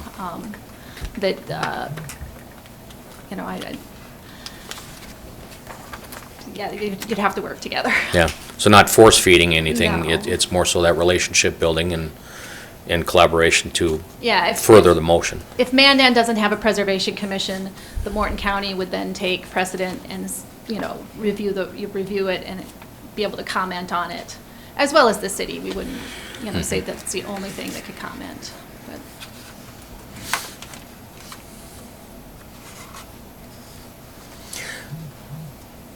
So in the packet, I did put in our draft policy and a draft resolution. Those are actually extracted from the Certified Local Government Guide. I've been working the language on it a little bit. I'm not asking for the adoption of the resolution nor the policy. Because twofold, one, we still got work to do. And secondly, this draft actually has to be approved by the State Historic Preservation Officer before the County Commission were to approve it. Meaning they want to make sure that it follows the policies, the guidelines, 36 CFR, everything associated with it, making sure everything complies before, if they sign off on it, they have a specified time to get back to us on that. But if they sign off on it, then that gives us the green light to move forward with adoption on the county side, okay? However, what I would want to do is continue this because the next stage is actually getting to public input meetings. Take this out to our communities, take this out across Morton County to get the input, whether the input is on the policy, on the resolution, on potential sites, whatever the questions may come into play, but also identifying who those interested in serving on the commission could be. Start soliciting that interest out there. That'll help shape this policy a little bit tighter, as well as identifying next steps for this commission, identifying potential players that the county commission would actually seat that commission. And the other part of this too is that by century code, a quarter mil is dedicated for historic purposes within a county. I would like to get that quarter mil redirected to this commission so that they have the funds, the mechanisms to start what they need to start documenting and researching and setting policies and outreach and everything else accordingly to make our Historic Preservation Commission that much more effective.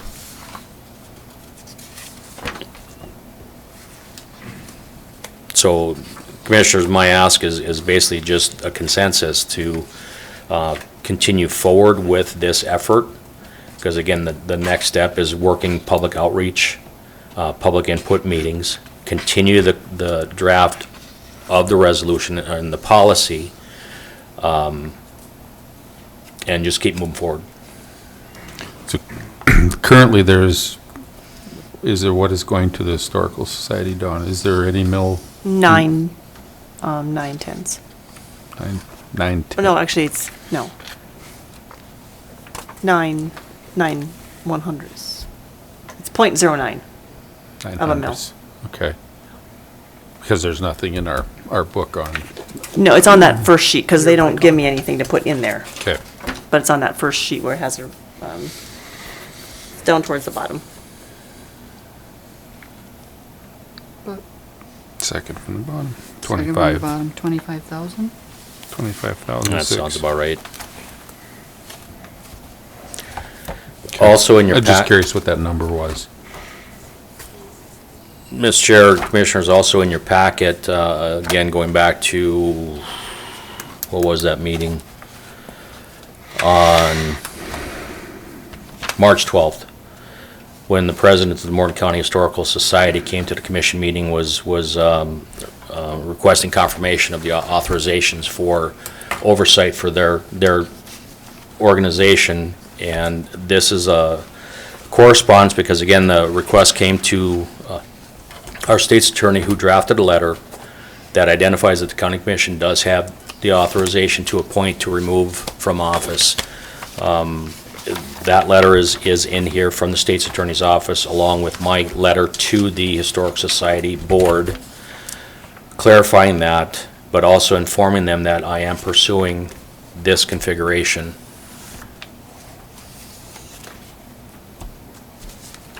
And as of this date, that mailing went out middle of July. As of today, I've not received any callbacks from any of the members. Zero correspondence. No correspondence. And there's other elements that are addressed in that letter. we can discuss it here, but again, it's irrelevant to this pursuit. So again, my ask is the consensus to continue the forward path. Unless you want to make a motion out of it. Commissioners, what are your wishes? Should we have a motion to continue forward? That'd probably be a little more, I think I would like that. More than just a consensus, just to continue on the path we are moving on. Mr. Chairman, I'd prefer to move forward with a consensus at this point. And just be good. And the reason being is I would like to see more public input on where we're going with this. I think that's a great way to move forward with it. Okay. I appreciate that because that's like one of the check boxes in their forms, the public input. Any other comments? Mr. Chairman, I'd like Yes. to see it go forward where we need to have a good committee instead of just taking a little bit of money and spreading it out to the various local little museums, and then they don't meet until the next budget, and you do the same thing over. It's been like that for years. I do have concerns, though, with the state, because the state hasn't been like overly cooperative in some of these areas either.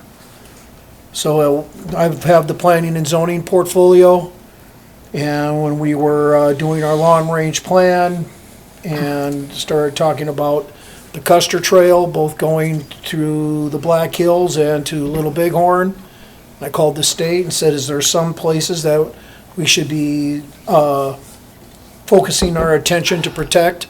And the state told me they won't tell me those places because they don't want people to go out there and do their own homemade archaeology. So then I says, well, then how do we protect them? And they said, don't worry about it. When a project comes up, then we'll get involved. So since that time, every so often a project does come up. Well, then all of a sudden the state, who doesn't want to say anything, now has plenty to say and what should be done. So Morton County citizens wanted the view shed protected of Fort Lincoln State Park and the Veterans Cemetery. Called the National Guard. National Guard said, we do not comment on local policy decisions, but we sure hope that you would protect the view shed. Well, is there anything that you guys would want, anything you would decide? Nope, we do not comment on local planning and zoning, but you should protect it. Absolutely zero help, absolutely no input. But the citizens of Morton County wanted that view shed protected. Same with Fort Lincoln State Park. So we tried to put that into our county ordinances. State Parks and Rec, State Historical, zero help.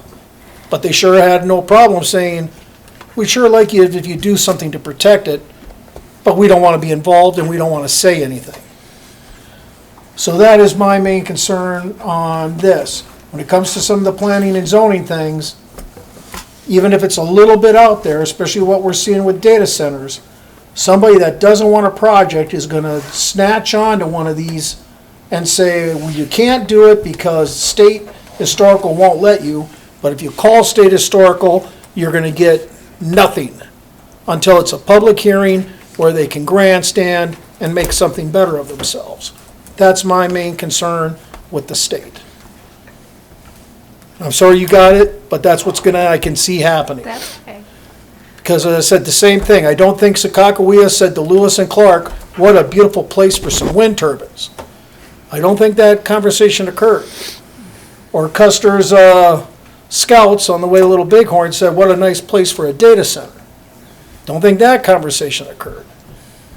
Even during DAPL, where was state historical when you said, hey, is there something here that should be done? Is there anything that you would consider? And there was nothing. So I think we need to move forward, but do I have a lot of confidence in some of these things from the state?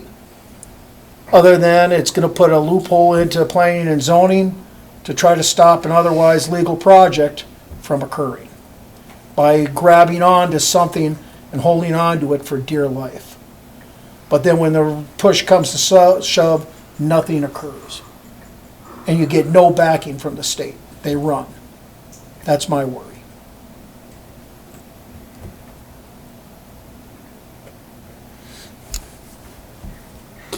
Any other comments? Actually, that reminded me though, on the policy draft itself, I actually invited our county planner, our park supervisor. Who else came along, Cody? It was you, me, Natalie, Wendy, Heidi. Anyway, working with staff, with input for the whole process itself. The staff was extremely supportive of it. So again, wait for a final consensus. I have no problem going forward. I think we need a better historical committee. But the only thing would be is that the historical committee, when it starts coming to planning and zoning issues, that they work with the county planning and zoning director, county engineer, planning and zoning board. Because if they're going to come out against a project because they think it's an impact onto historical, it has got to be well documented, and the state has also got to help back it up. Otherwise, you're going to have another room full of people jumping up and down trying to find a loophole somewhere along the line to try to kill a project because they think it's an infringement on historical. And we couldn't get that help to write those ordinances in when it came to the Veterans Cemetery and to Fort Lincoln State Park. No help. No help on the wind turbines. Sure. Well, first step is get the commission established. That's right. So we have consensus from Commissioner Tokash and Commissioner Zachmeyer. Commissioner Buckley, Yep, you're in, sure. and so am I. So you have your consensus to move forward with And the public work meetings will- and whatever else you need to do. We will pursue. Thank you. All right. Anything else on number 6 on there? Okay. Thank you, you. Amy, for coming tonight. Thank you, Amy. Mr. Martin.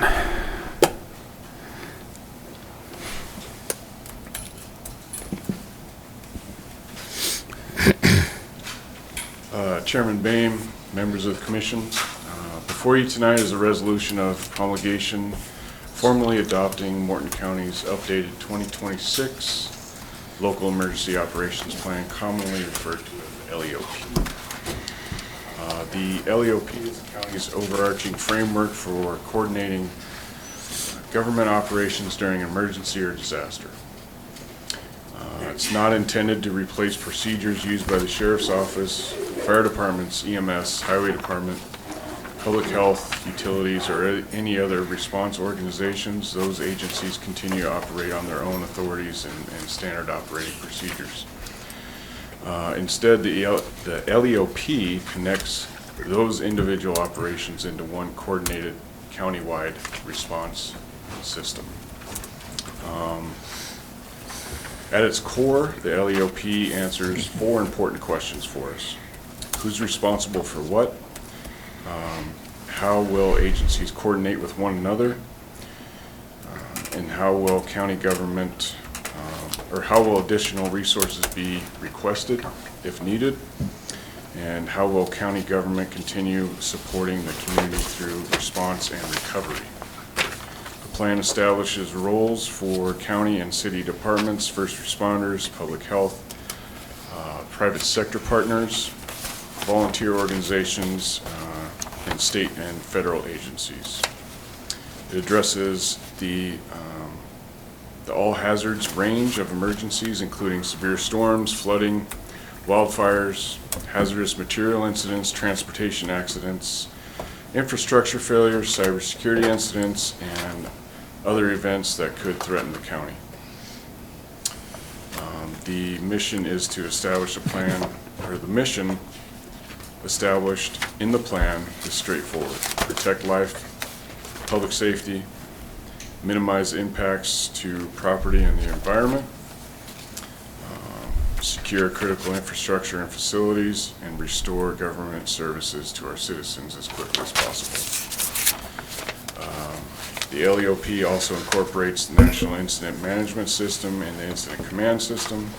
That gives Morton County and its response partners a common organizational structure and terminology when multiple agencies and jurisdictions are working together. So how does the LEOP apply during emergencies? So most emergencies on a daily basis are handled by our response agencies, law enforcement, EMS, fire, without any kind of intervention, right?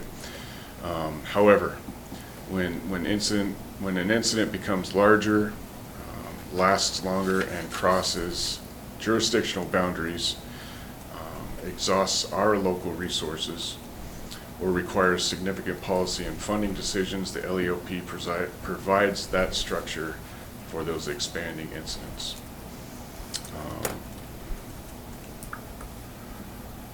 If local capabilities are exceeded, the plan also establishes the process for requesting assistance from the North Dakota Department of Emergency Services, and when necessary, accessing state resources or federal resources.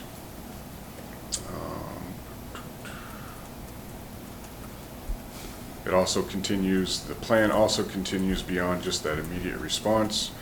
It also guides damage assessment, restoration of infrastructure and government services, disaster assistance, documentation of costs, short and long-term recovery.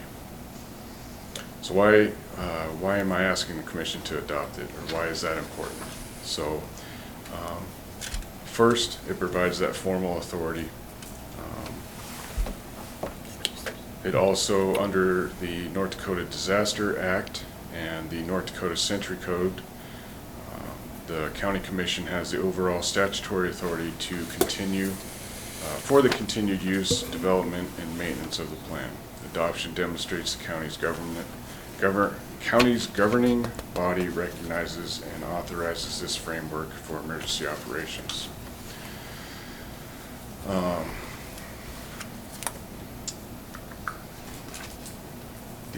The plan assigns responsibilities across departments, as I spoke about before,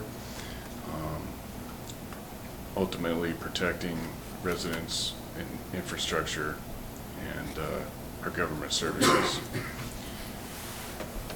Probably the most important piece of adoption is it maintains compliance and eligibility with the state and the federal level.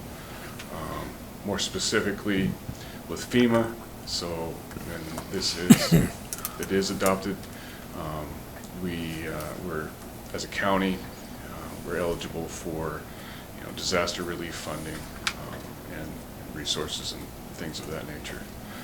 So I guess I would stand for any questions that you may have. The plan overall, I should say, from 2024 was our most recent adoption.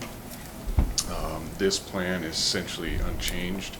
There was one annex that was added to the plan, required by North Dakota Department of Emergency Services through the grant program that funds my position, or part of my position. We had to establish a distribution plan for the county and all the local jurisdictions. We did that, and it was approved by the state. So, like I said, that's the only addition from 2024.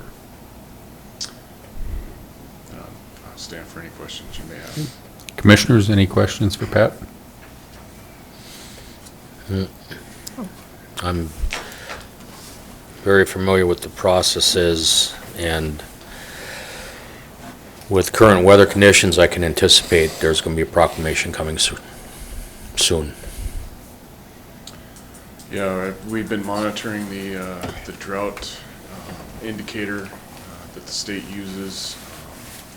The entire Morton County is under abnormally dry conditions with the southern end, or south, I should say, southwest part of the county is at the next level of drought, and it's undoubtedly going to spread to the rest of the county. You know. So, yeah, we might be talking with our fire chiefs, and especially with harvest, or not harvest, but baling going on right now. We've had several fires this week. As those machines get out into the field, I'm sure we're going to have more. And then once harvest rolls around, traditionally we struggle with that too. So there's some challenges ahead. With it as dry as it is, you're going to see the barley and stuff starting to come off now. Oh, it is. It's already going. So Yep.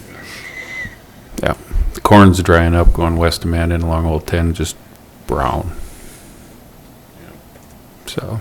And nothing really in our daily intel reports that we get. There's nothing really forecasted either, other than a little bit this week, but not enough to touch anything. It's Morton County Fair. We usually get one. Right. Right.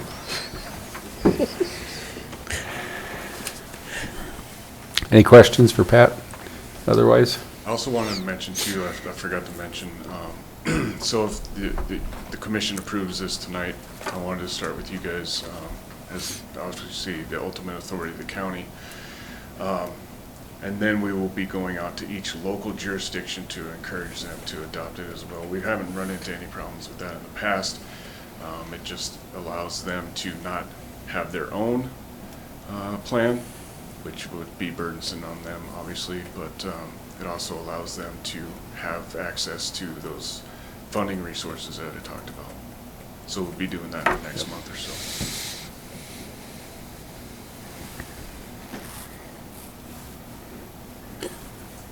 Commissioners, do we have a motion? As Chair, I make a motion that we adopt the resolution promulgation for the local emergency operations plan dated July 28, 2026, and that we authorize our Chair of the County Commission to sign it. Second.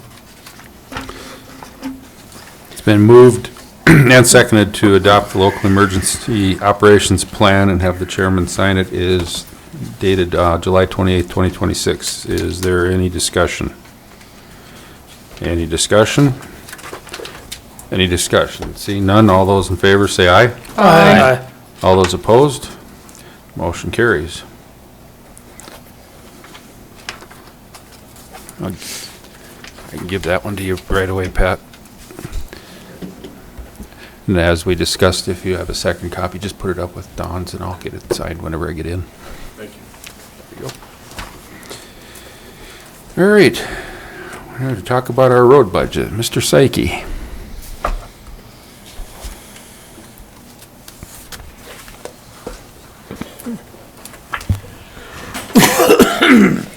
Good evening, Commissioners and Auditor Roan. This evening I have our 2027 proposed budget, but I'm going to give you a little bit of a background because we had a rather contentious road commission meeting when we discussed this budget. Originally, I had thought there was some remaining prairie dog money, and that's kind of what got things started. And right before we had our road commission meeting, Auditor Roan said, no, we don't have any, so we had to make some significant cuts. And one of the cuts was primarily in our contractors. That one, which in the past has contained the prairie dog money. But overall, when I had put together our original 2027 budget, it came in at about $11,300,000, which was a little bit less, 2% below 2026, and with the comment that that would all be contingent on the prairie dog money being available. Well, I received that email, which I had previously mentioned, and it stated that not only did we not have any prairie dog money, we were going to have to cut significantly less. So I had to go through and start looking at cutting our budget down to roughly $8.5 million. And so that is where the contention was because of the amount and where I had chosen to take it out. And as I go through some of these line items, I'll give you some reasons as to why. There's a few items that I did not want to touch, and there were others that I felt that we could reduce and still function for the near future. And I guess as I'll do as I had in the past, we'll go through and I'll just go through line by line. The vast majority of these are going to be the same as they've been in the past, just because the amount that we have been spending over the last several years has been fairly consistent. And we'll start with the standby salaries. That's where we have our foreman typically, but a lot of times it's rotated throughout. We have employees at each shop on standby over the weekends, so I left that as the same amount. Paid overtime, I left it at $100,000. In previous years, we had gone with $60,000 for snow removal and $40,000 for I moved it all back because we never did break it down as far as snow and regular overtime. Consultants was one of the items. We had been putting a lot of projects on the shelf, and we do have some on the shelf, so I felt we could be comfortable reducing that, about $25,000 for the 2027. Then we go down to the next one is memberships and registration. And that one, left that alone. That's been consistent over the last few years. Same with out-of-state travel. Basically our out-of-state trip is to the Local Roads Conference in Sioux Falls, South Dakota, and that's pretty stable. Travel expenses, I've just increased that slightly because of increases in primarily lodging. Utilities, kept that at the same. That's been roughly in that $60,000 to $70,000 range for the last several years. Postage, I upped that a little bit, $100 to cover increases in postage. Our next two are our mobile communications. That's for maintaining our antennas on our towers and for our radios, and as also some of our cell items, and those have increased over the last couple of years, so I increased those to match the increase. Publishing and printing, we've had a number of items that I felt that we should increase it a little bit.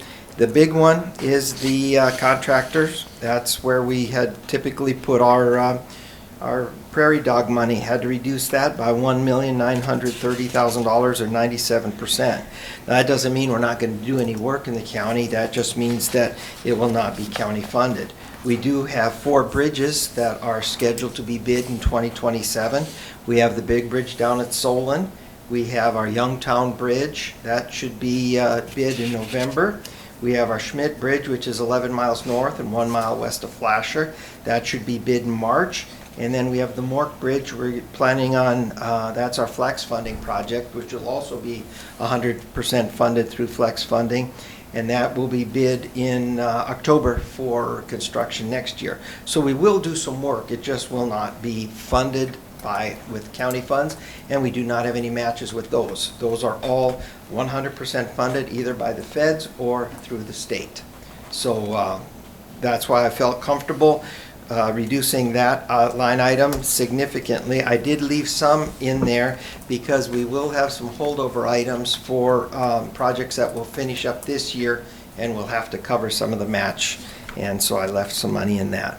Our county bridge replacement, we do have our Thiel Bridge, which is southeast of Elmont, and I wanted to keep that in because we've had some issues with that, and every time we have a bridge inspection, we have some rather significant work, whether it's shims, whether it's scour, that we have to deal with. And I'm concerned that one of these times after the next bridge inspection cycle, it's a strong possibility we may end up closing that bridge if we do nothing. This is the existing bridge. And there is really no good access around that bridge. Everything in that Elmont area, we're looking at 20-25 mile detours. So that one I would like to keep in. We would buy a box culvert and install that with our own forces. So I feel we can get that done for that amount of money, and that is one item I do not want to leave or to drop from there. Now the software upgrades, there's going to be some changes. This one's going to go down a portion. Then there'll be on the GIS that will go up almost a corresponding amount. In the past, all our software upgrades, we've included things like software licensing. And in the past, I had put GIS licensing in there as well. Well, over the years, I've realized that GIS, we've been paying that license out of the GIS budget. And so this one has consistently underrun, and the other one has overrun. So this is an adjustment to make that more in how we have been coding those expenses over the last few years. Office supplies, keep that the same. Engineering supplies, keep that the same. Some computer supplies, up that a little bit to keep consistent with what we have seen as far as our trends. Oil and grease, I've left that the same at $50,000. Gas and diesel, that has been fairly stable until recently. I want to leave that at $625,000 because we have noticed some real volatility when Brandy is trying to get bids for fuel. We tried to get some diesel this week, and typically they only change the price after 5 o'clock. Well, she got a bid, and by the time they got a truck, they would not accept that bid because the price had changed. So then we had to get another bid and go through the whole process, and we ended up getting it from Roods, but we could not get the full 7,000 gallons because they took it out of their storage tank rather than from the refinery because they could not get a truck lined up early enough to keep the same price as what they were quoting. So we did pay $4.35 a gallon for 5,000 gallons of diesel. We had wanted 7,000 gallons. So we're going to have to go through this whole process a lot earlier than we had wanted to. So that's why with the volatility in the diesel and the gasoline prices, I'd like to keep that where it is. Salt and sand, that has been consistent over the last few years, so I see no need to change that. Same with tires and tubes. Cutting edges. One of the things in cutting edges, we have been investing more in our carbide cutting edges, so we get a lot more life out of those rather than our regular steel. They're a little bit more upfront cost, but the savings overall are significant. That's one of the reasons why we've been able to keep our cutting edges at a consistent amount. Road stabilization, that's for our base one and that type of work. We reduced that because of the work that we're doing this year with our grant, our ag grant on County Road 83. So we're going to reduce that road stabilization for this 1 year. Shop supplies, we've been consistently running that a little bit higher, so I bumped that up. Fire, safety and fire supplies, I've kept the same. Stock items, the same. Patching, we have our asphalt paving out there, pavements. We've been seeing some more and more patching, and so I bumped that up a little bit to for some cold mix so we can patch some of them until we can get a long-term plan, and we are discussing that in the road commission, kind of some methods that we can use, whether it's all of our asphalt's on federal aid routes, so we can go through and we get a certain allotment each year by formula for federal aid for pavement. So there's options such as banking, not doing any asphalt projects for a year or two, and then doing some more significant overlays. So we're looking at ways like that. In the meantime, we do have to continue patching those to keep them in service. Oil for sealing, we buy that. That's been consistent as far as price for the last few years. Same with bridge materials and bridge supplies. We have signs, just an increase in we saw a little increase this last year because in Telspar, which is our post, but we've been able to maintain that at the same amount. Same with a little bit additional for sign department supplies, that increased that a little bit. Now the maintenance gravel, this is one area where what we thought we would have to do in order to meet the requirement for this ending budget.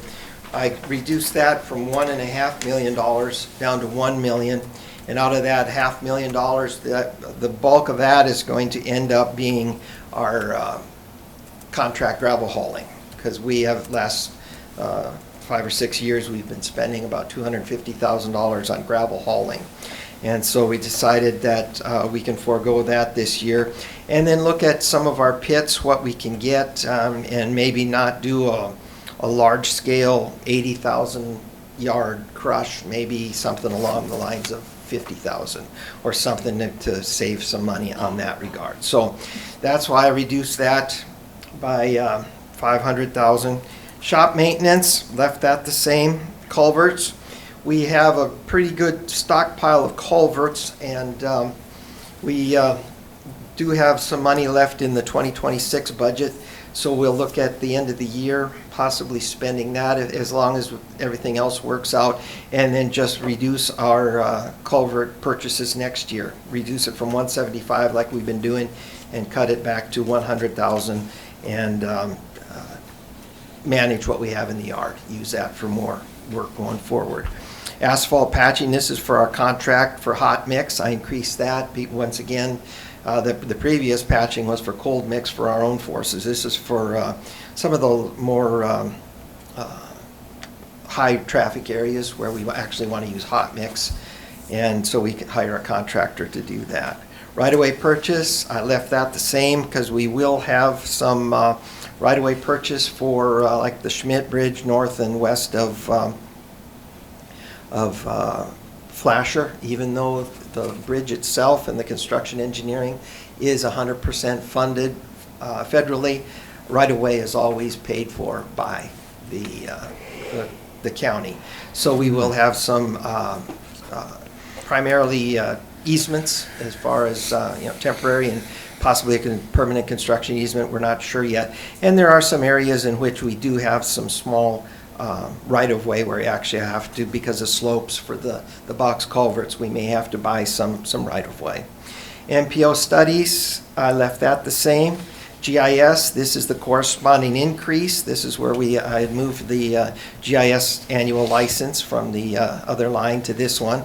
So now this one going forward, GIS work, that will involve any work involving the plotter or GIS, the software, things like that. Whereas the other line item will be primarily just the PCs in the office and the network and the server. And then same with the GIS supplies.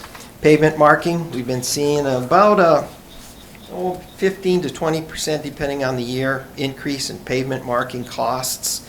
Just overall, it's kind of what the whole industry has been seeing. So I bumped that up to cover our costs. I think I had budgeted $150,000, and our low bid was like $147,000. So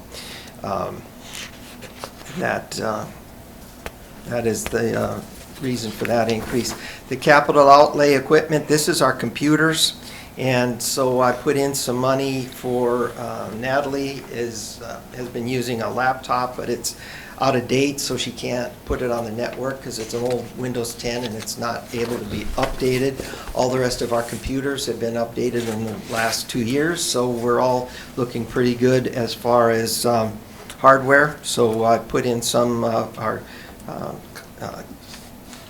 computer money for getting a laptop for her so she can use hers and replace the one that she has been struggling with. Radio replacements, we had a big radio replacement in 2024. So now this has been reduced back like it was last year, just for units that we have to buy for new equipment or additional equipment. And then the capital outlay road maintenance, there should be a sheet in your packet that covers the equipment. And this, as was requested back earlier in the year, our wish list for equipment. We had quite a wish list going forward. But what we've done is, Chad and I have talked about this, and we feel comfortable that we can make this work. Our motor grader purchase, our rotation, our program, we were planning originally to replace 3 motor graders. We have 2 that are 7 years old, and we have 1 that is 12 years old. So we're going to get rid of those 3. And then basically get a trade-in on all 3 of those. So what we have decided to do is we'll keep the one that's the 2014 model, that's 12 years old. We'll keep that, and because it's fairly reliable and it's an older, doesn't have quite the electronics, so we don't deal with a lot of the expenses in keeping it running. We're going to keep that 1 more year, and then we'll replace it next year. And then Daryl's is going to be due for replacement next year, but it only has about 4,000 hours on it. So we're going to push that one more year out so we can kind of balance out. Otherwise, it's 3 motor graders this year and 3 motor graders next year. So we're trying to work that out. And then the number 1 item is the new hoist in the shop. That is becoming a safety concern in the shop just because of the age of it, the lack of ability, we don't have the ability to get the spare parts. And so we want to keep that in there for sure, so we can continue to use the hoist, so we can use it for saddling trucks and unsaddling the trucks in the spring after we no longer need the snow equipment. We have snow equipment for the 2026 truck. We bought 2 trucks this year. One of the snow equipment for one of the trucks was budgeted in 26, and we were planning on this one in 27 because the schedule at Burt's Equipment over in Moorhead is like 8 months to get a truck outfitted for snow equipment. And so by the time we got our truck in June, we knew it's not going to come in till January or February to get the snow equipment on it. So we want to keep that in there. Purchase the 2 motor graders, and we'd still like to work on the pickups. We still have 12 different pickups that are between 250,000 and 300,000 miles. So we'd like to switch out some of those, and then that would be all the equipment that we are planning on for 2027. And that would fall under our capital outlay for road maintenance. And then the last item would be just the maintenance remodeling for the shops, for any of the shops that are needed. And then our requested budget, it then comes in at $8,480,178.67. And I'd be open to any questions you may have.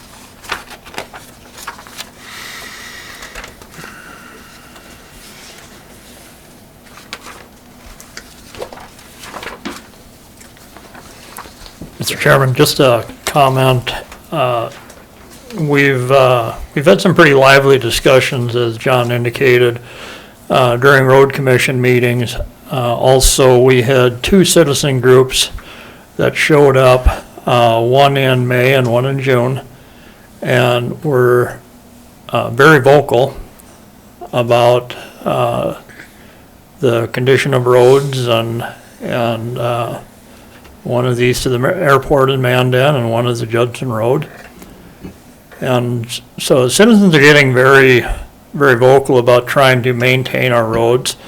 Our highway department has done a good job of going out and pursuing grants. We did get a state grant for $1 million to work on one of our roads out to the Burger feedlot, and that was a very successful project. We're also trying to become more efficient.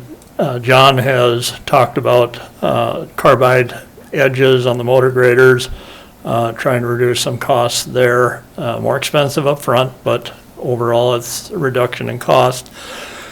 Part of our road commission dialogue was bridges. We did lose funding here, and that's not going to stop the bridges from decaying. And we have got some bridges that are basically on their last legs, and if they get inspected one more time and degrade from where they are, they'll have to be closed.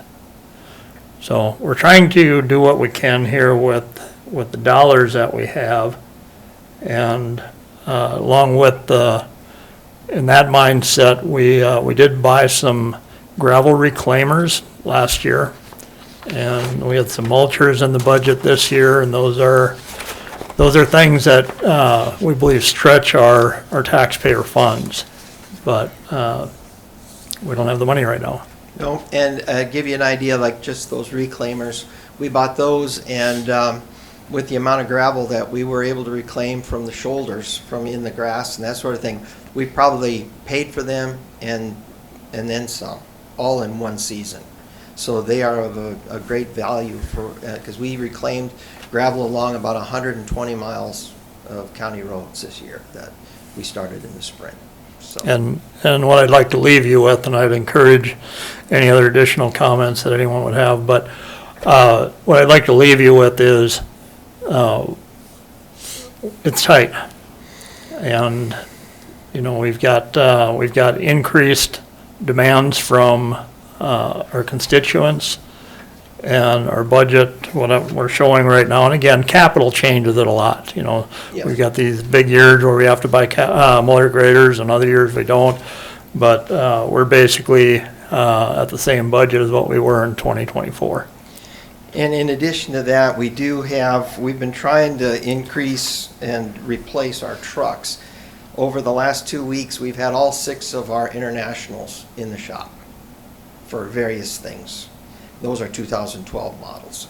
So we've been trying to phase those out with 1 or 2 trucks a year, but we still are using them because of the newer trucks are phasing out even older trucks than that we've been using, so. And as we get into some of those maintenance items, I signed off on bills this month.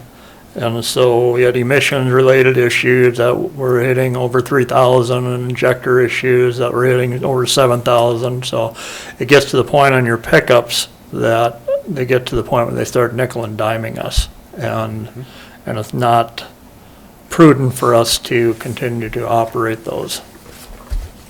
On those pickups, if you guys ever, and I don't know the answer, but you maybe do, the state sale. It's like with our department right now, I have a Ford pickup that's got 90,000 miles. They're about to take it away and put it on a state sale. 90,000 miles is a heck of a lot better than 300. Mm-hmm. And other than a couple little scratches, that pickup's in really good shape. Are you talking about purchasing them? Yeah.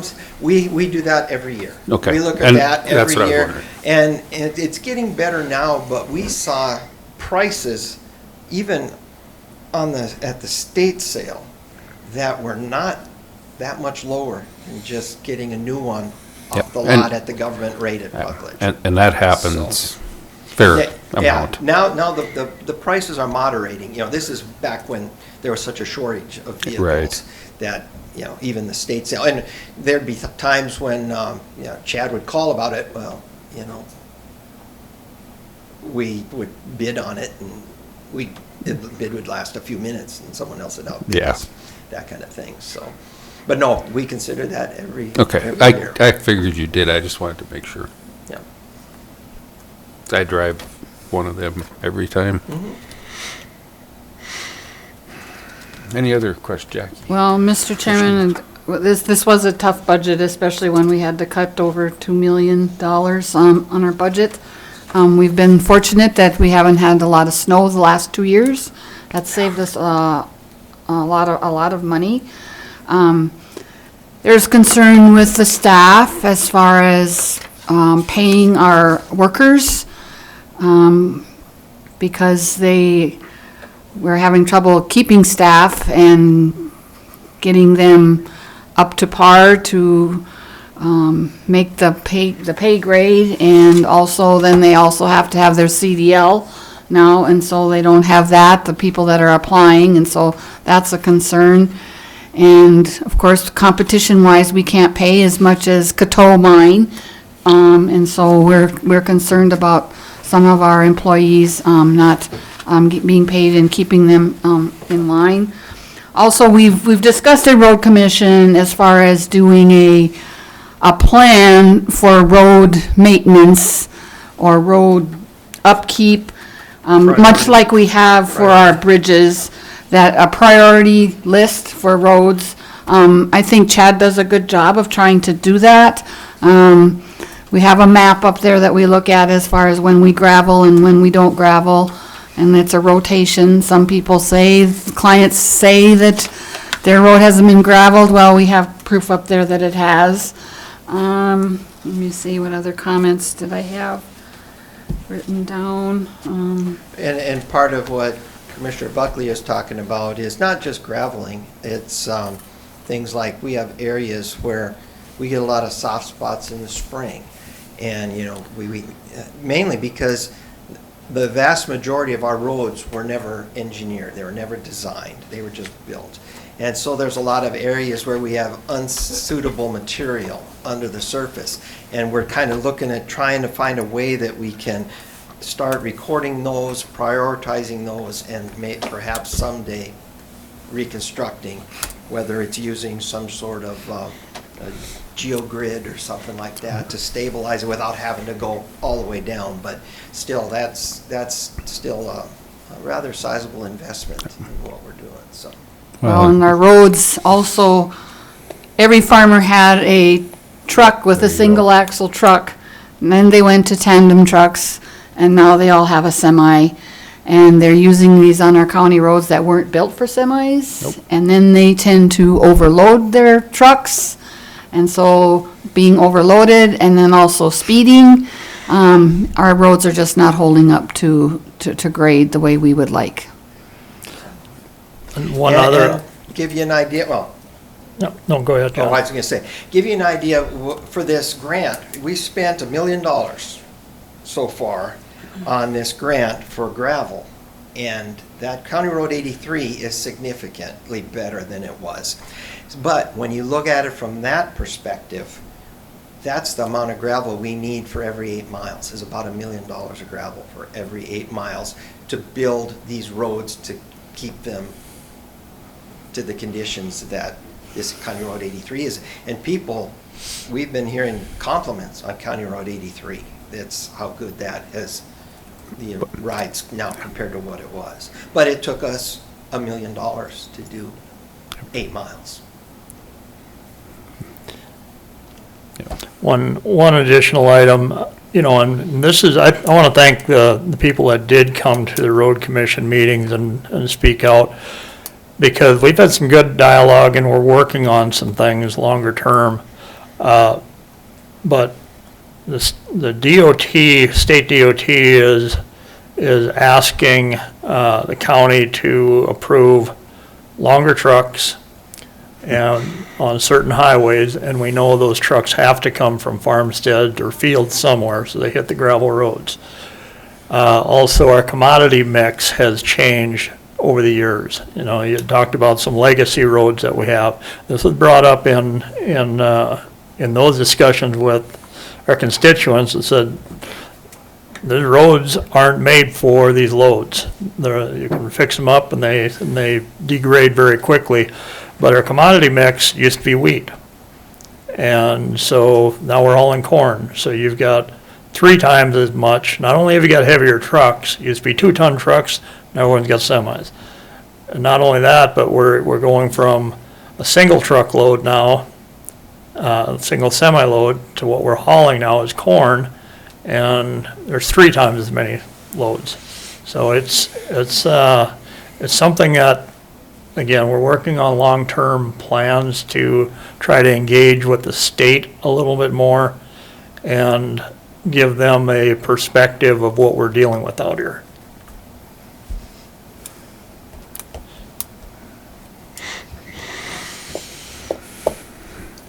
Anything else? Any other comments? Okay. Thank you, John. I have one more item. Yep. Back in May 14th, the commission approved the purchase of a quarter section of land for the Calbears, from the Calbears. And I just wanted to kind of give you an update. Since that time, we've gone through the process. We've fulfilled the obligations as far as the purchase agreement. And just for a little bit of background, we bought this because of the gravel resource that is on there. And we estimate that, given the amount of gravel we've taken out of there, and we've actually done exploration, and we can confirm that there's about 350,000 yards of gravel there. And this is gravel that is very high quality gravel, very little reject. So when the crushing contractor comes in, they can give us a better price because they know they're going to get paid for most of the material that they crush, because we pay for only the finished product. So if there's a lot of reject that they have to get rid of, they don't get paid for reject. They get paid only for what's acceptable. So if you get an area that has been known to have a reject in the past, the cost is significantly higher. So this is very good quality, and there's a lot of it there. So the opportunity came up to purchase this land, and we've gone through the process, and tonight part of the the bills that were approved are the final payment for the Calbur pit. So I'll be picking that up and delivering it to the attorney who is representing the Calbur family, and we'll get that completed. I believe no, state's attorney's copy's not here. He has a copy of the abstract and the deed, so it won't be, once I deliver that check, we'll have access to gravel that will be very, very beneficial to us for the next several years, so many years. Hopefully a lot longer than I'm working here, so. Thanks for the update, John. So, yeah, and that's all I have. There's Another retirement comment. So, yeah, except mine's not coming anytime soon. So. All right, well, thank you. Thank you, John.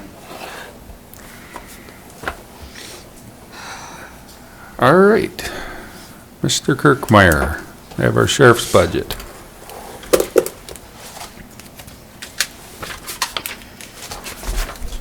I tell you, that was a lot of history right there.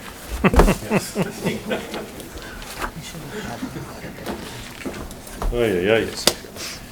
All right. Well, I think what we'll do here is, first of all, say good evening. It's been a little evening here, but good evening, Commissioners, Chairman. I think we'll start with the budgets with the coroner. And I'm not necessarily, because the way I did it, I gave you justifications. I think y'all have copies of those justifications with you. I mean, included. So I don't know if unless you really want me to go line by line, but you know, on some of these as we're going, I mean, unless you have questions, we'll kind of cruise through this as much as we can. Okay. So with that, the coroner's budget, there is a little bit of increase due to ambulance services and also an increase of $5 a day. So right now for the coroner service, right now we're at 100 and I'm requesting 105. They wanted a little bit more, but I said if we go 105 at this point, at least it's a little bit. That has not changed since, I don't know if I had it in here. Yeah, that has not changed since, or the last increase was in 2023 to 100, and then proposing increase to 105 for 2027. So the overall budget increase would be $2,325, and I just added a line item for supplies. It was in county coroner in that line item. I just made a new one for supplies, and I think Don added that in there, and we'll keep that even. So that's where we're at for the coroner. Just that request of, I guess, the increase of $23.25. Any questions on that? Okay, if not, then I think we'll go to security control, or otherwise known as communications. 18.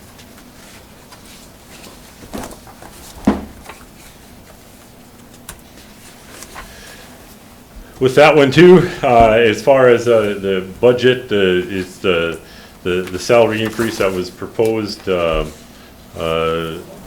through the commission, deferred comp, so all of that is what Don has figured out is what is in the orange that you do have there.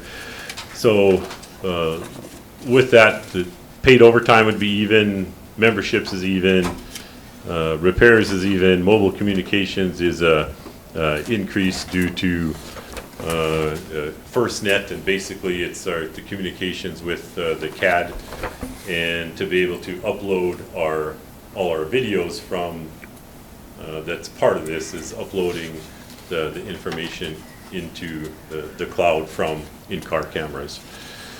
And then telephone was even, machine maintenance went up a little bit.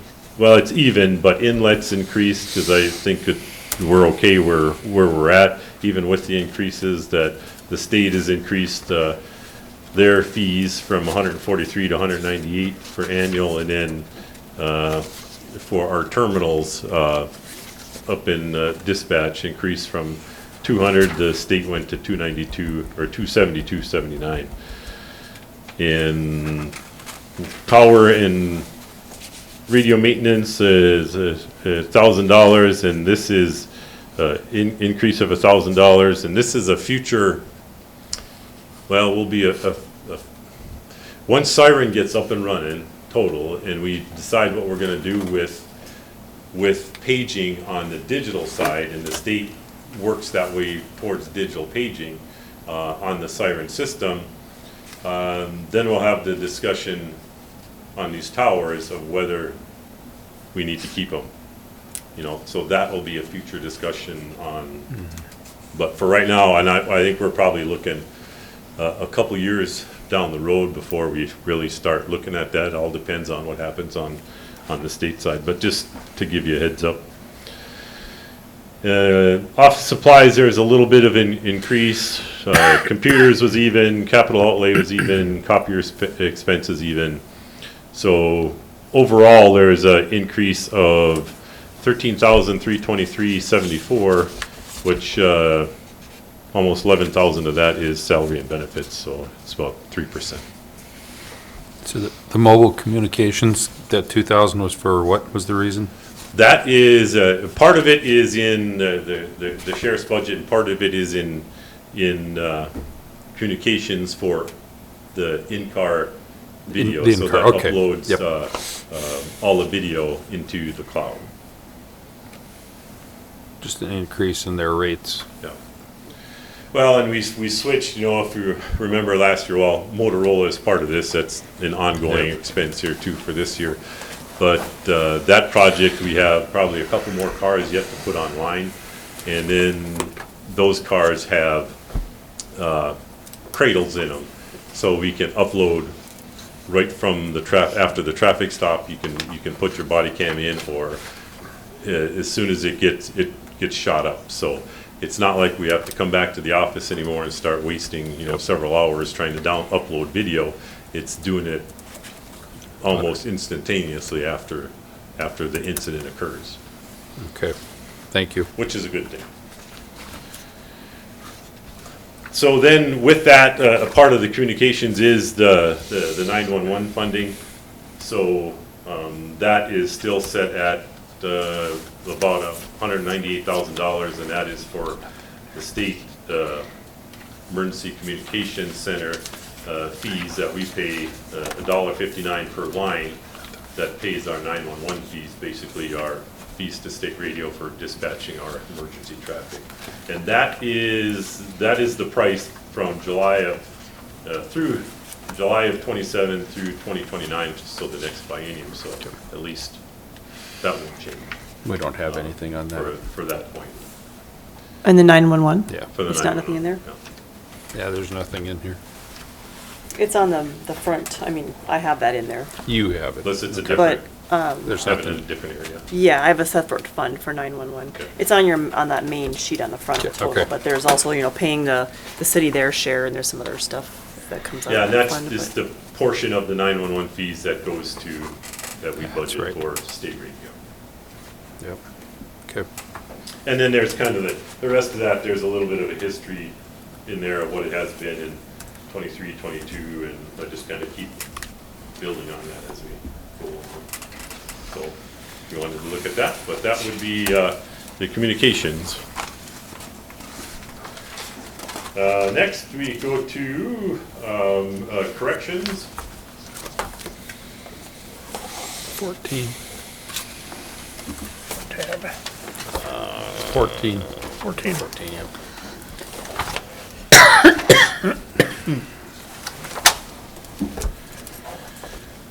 And we have no employees in corrections, so there's no salaries and benefits right there, at least on our side right here. So, That helps. but with that, corrections really hasn't changed much. Everything is pretty much even from what it has been. in, in 2026. The only thing is I increased the medical services because we pay the medical. So if we have an inmate in BMDC and goes to the hospital and is part of, and it's not, we don't pay for existing. So if they have an existing injury, things of that nature, that's on them. But if something happens in the jail or they get sick in the jail, and so we end up paying some of those costs. So that varies from year to year. So being I increased that 8,500 this year, because there's been a reduction in the next line item, which would be the Joint Detention Center, that actually is getting reduced because of higher projected income because of DOCR and the state contract. So there's a contract with DOCR to house a pod out there that takes 120 inmates, and they're paying, that contract is about $5 million a year to pay that. So along with that, so that is new as of getting into 2026. Then also all of the feds, the marshals, also have a number of beds that they pay. That brings in about $3 million in income. So we're looking at the income of the BMDC, to give you an overall, is about $15 million it's a $50 million budget for 2027. The projected income for that is right around $8 million, and it's probably going to be a little bit higher than that yet too. But that $8 million is a pretty good line, but it may be higher. They're even talking between 8 to 9 million, but we'll see what happens, throughout the year and how it goes. But so therefore, and because of the number of inmates, we go on a 2-year period that reduces basically on the operational costs. So we were paying for 2025 and 2026, we were at 21%, and then the 1.5% of admin fees, so 22.5%. In 2027, that split goes to 81.5 and 18.5. So we actually dropped from 22.5 to 18.5, which, and that's due to the number of inmates on a monthly basis that's averaged out over the year. So that also helps reduce the costs on our side. So really the overall budget for that dropped from about $1,880,000 to about $1,300,000 for 2027. So almost about $600,000, which is a good thing. And as we were discussing as far as with the governor's committee too, is if you're going to have the jail over there, it holds so many beds, you might as well keep them beds full, and that helps as far as on the state, instead of having empty pods, keep them full, and you can do that because of the marshals and the state contracts, and the marshals would take more beds as if they could get them. But because of that, BMDC is they have a request of hiring 6 6 new detention officers over at the BMDC as a result of this incomes to open up the pods, which then actually helps us on the income side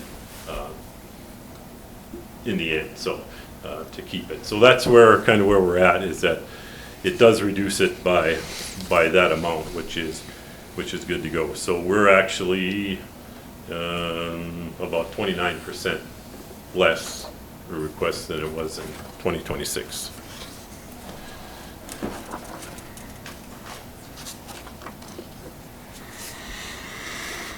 But I'm going to make that up somewhere else. So So any questions on that? Mr. Chairman? Yes. Just another comment here, that the reductions that Sheriff Kirkmeyer is talking about, that the entire board, Commissioner Morrell and I are on that board, also with representatives of Burley County and the sheriffs, and that was a strategic decision that was made to reduce our costs. And I'm glad to see it's working out. We've known that now for a couple of meetings, and you know, again, it's investing in additional law enforcement officers. I can use the term loosely here, but additional personnel in that facility and to utilize that facility. It won't impact us if we have additional need for it, because we can start turning away inmates that we're housing for other entities if we need it ourselves. I also want to commend Sheriff Kirkmeyer on doing everything your department can do, and you've been doing this to try to prevent people going into that facility. And that can include monitoring, that can be a number of different things. So I think that's another thing we've done to reduce cost.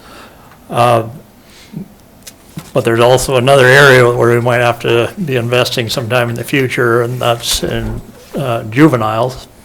We've got an issue there in corrections, and I just signed off on a bill today that we had another county that was housing a juvenile for us, and almost $300 a day.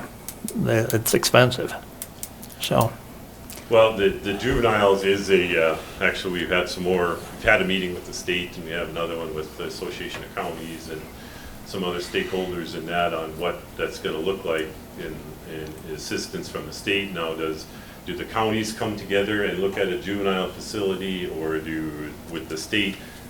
Early discussions, but we run into issues with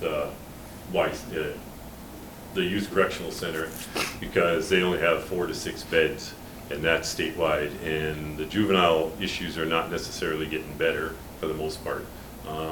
So it's something that we're thinking about, and I think right now the juvenile detention part of it is kind of like the elephant in the room of what's that going to look like, and where do we need to go with that in the future, because that is really kind of unknown at this point. But we're taking a look at it to see what the all options are, you know, if the counties go together, or if, I don't know, there's all kinds of options that are, you know, to be looked at regarding this, to see where it goes in the future. But right now, there's not necessarily a solid answer until the women's correctional facility opens up. Then we will gain, I think, 4 more beds, so we'd have availability of 8. You know, so that gives us through maybe 2030, but then is 8 enough? And then it's not, and it fills up, so therefore we end up transporting juveniles either to Minot or to Grand Forks, because that's the only other place to put them. You know, for the detention phase of it at this point. And YCC is expensive. They are at almost, well, $683 a day per juvenile. So if we have one out there for 30 days, it's, you know, one juvenile detention is $14,000-$15,000 a month. And that's why we had in 2025, we have a $100,000 budget, but spent $408,000 on detention. So it's a lot, and I don't know. I've been on the Association of Counties and looking with Lisa and everything, and what the options are. And now we got a group together with Burley and Bismarck and Mandan, and just looking what can be done in the future. And there's really no direct answer at this point, but gotta keep looking, see what we can do. Mr. Chair, And especially, you can't do anything on a 3% cap, which I'm guessing is may get looked at in the legislature here too. But. Just another comment on the correction side of things as well is recent years, the operations at the BMDC has actually been stabilizing. Now that a lot of the ebbs and flows are moving away, you know, the initial startup, COVID and everything else, that was a major impact. So we're actually getting a really good cadence, if you will, on operations tempo and cost. But the other part of that too was, if you remember, I think it was about 2004, Sheriff, when we went from that five-year average to a 2-year average. That's where that spike came when you look at the historicals. But again, going back to a 2-year average of assessments of the occupancy and the expenses. So again, it goes back to stabilizing of the BMDC operations as a whole. And that gets stabilized a little bit because the COVID years made a difference. I mean, we had a $700,000 increase because of that, you know, and now some of that's coming off at this point. And you're right, it's stabilizing on kind of where we have been at for the average type thing. So, and we want to keep is, you know, the inmates that need to be in there, but we try to keep the ones that don't need to be in there out of there, you know. So as we do our best to kind of keep a handle on that as much as we can.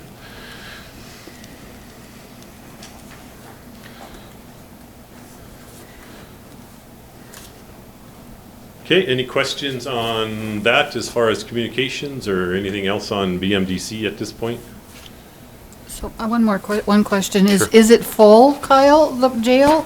Or It's right around 400 at the moment, is what the average is a day, 400 a day. We average about 50, anywhere from 45 to 55 Morton County inmates.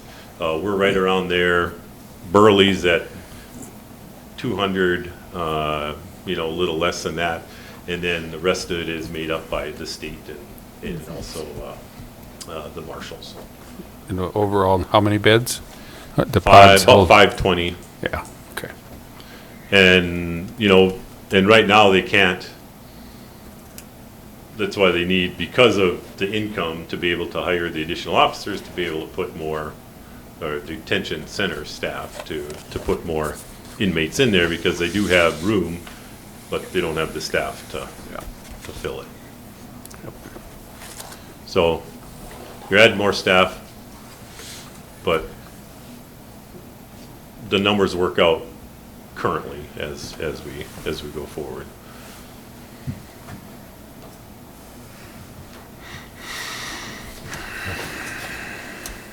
Okay, then we can go to the sheriff.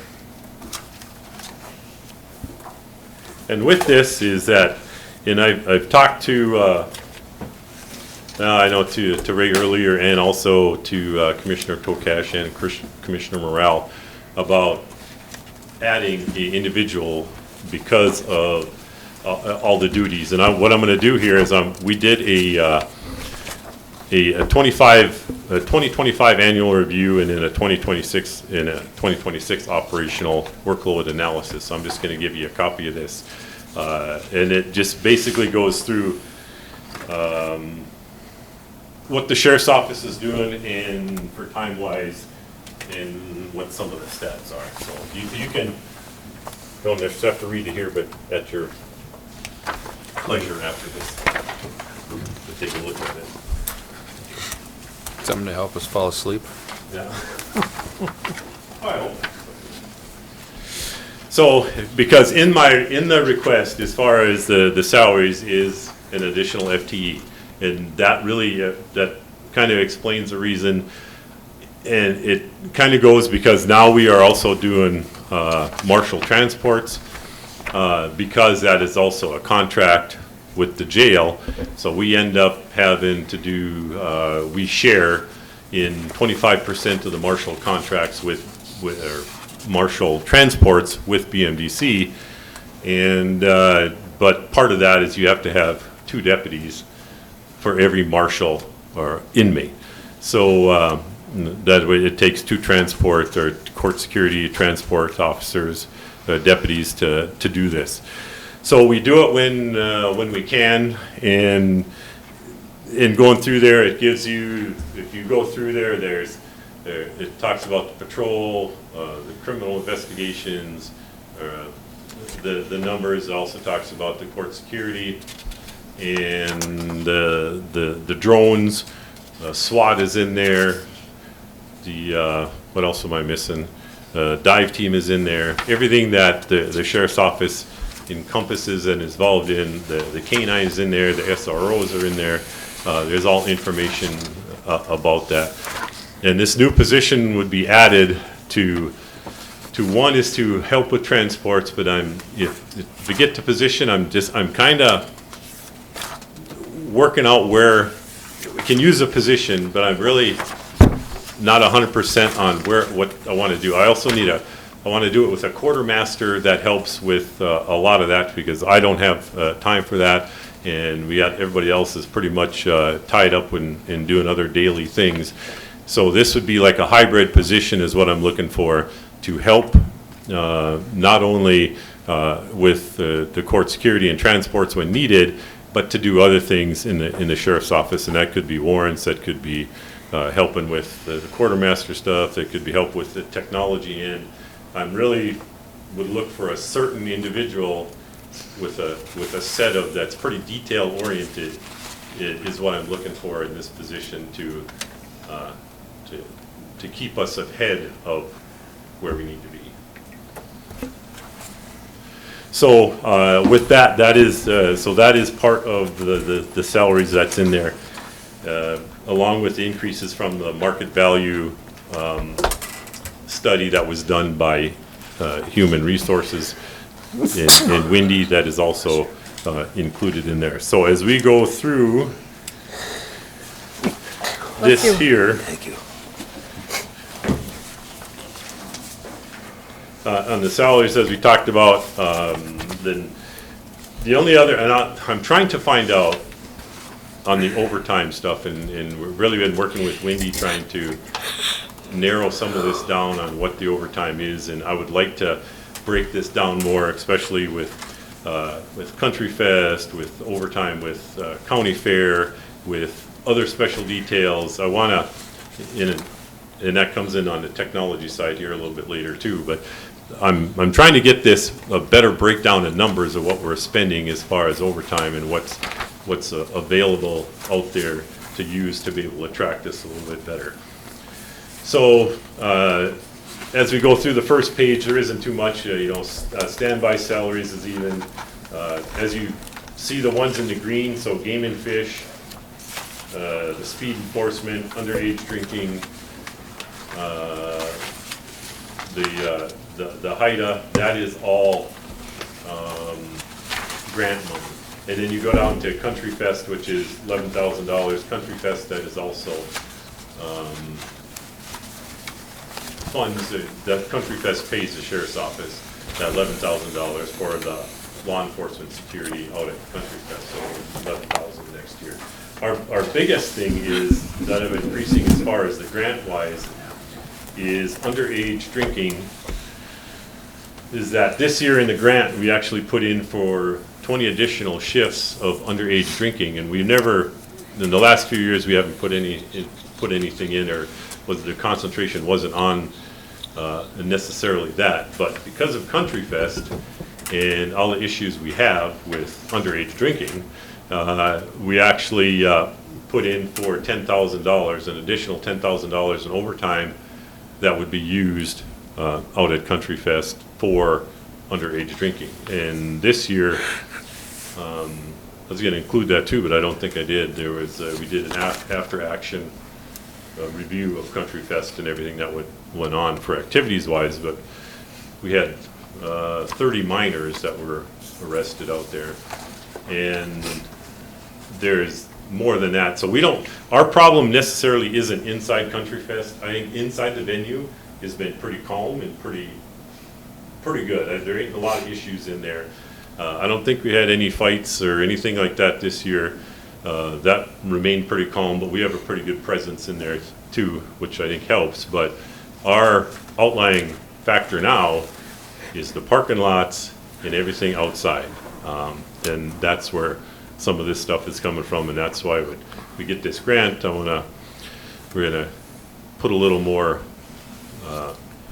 manpower out in the parking lots and try to curb this stuff. The license plate, or not license plate readers, but the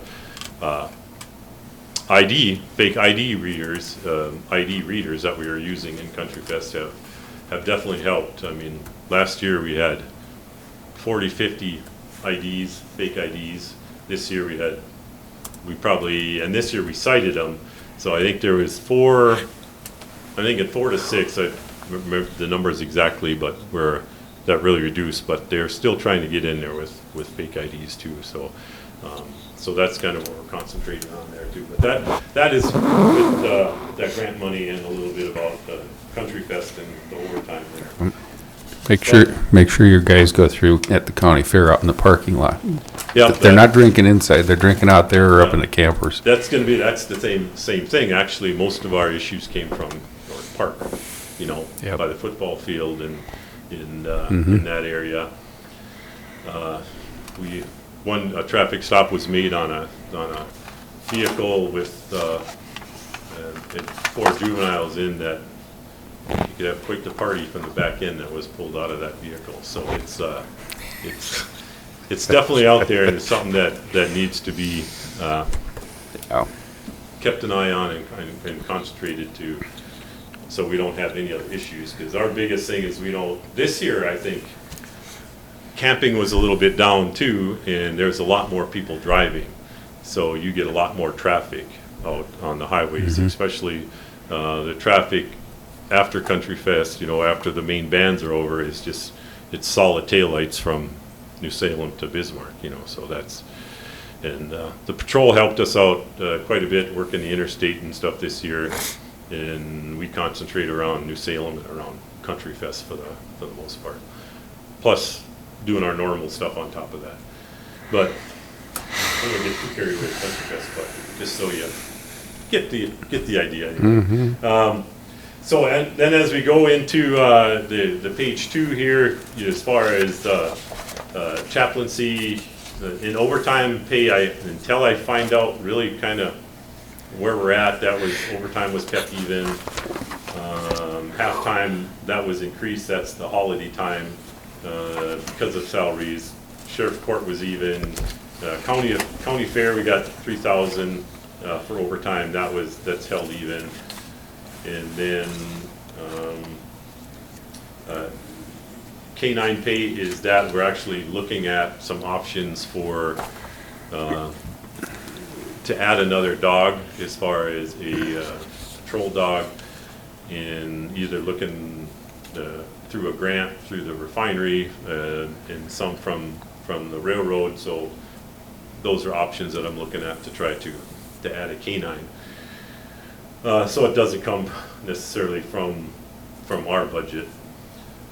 Civil programming, this is where it has an increase of $6,000, and this covers a lot of our technology part of it. And really, a guy can technology yourself to death on some of this stuff, but there's really a lot of things that can be looked at. Right now we have Lexipol, Leads Online, Archive Social because of the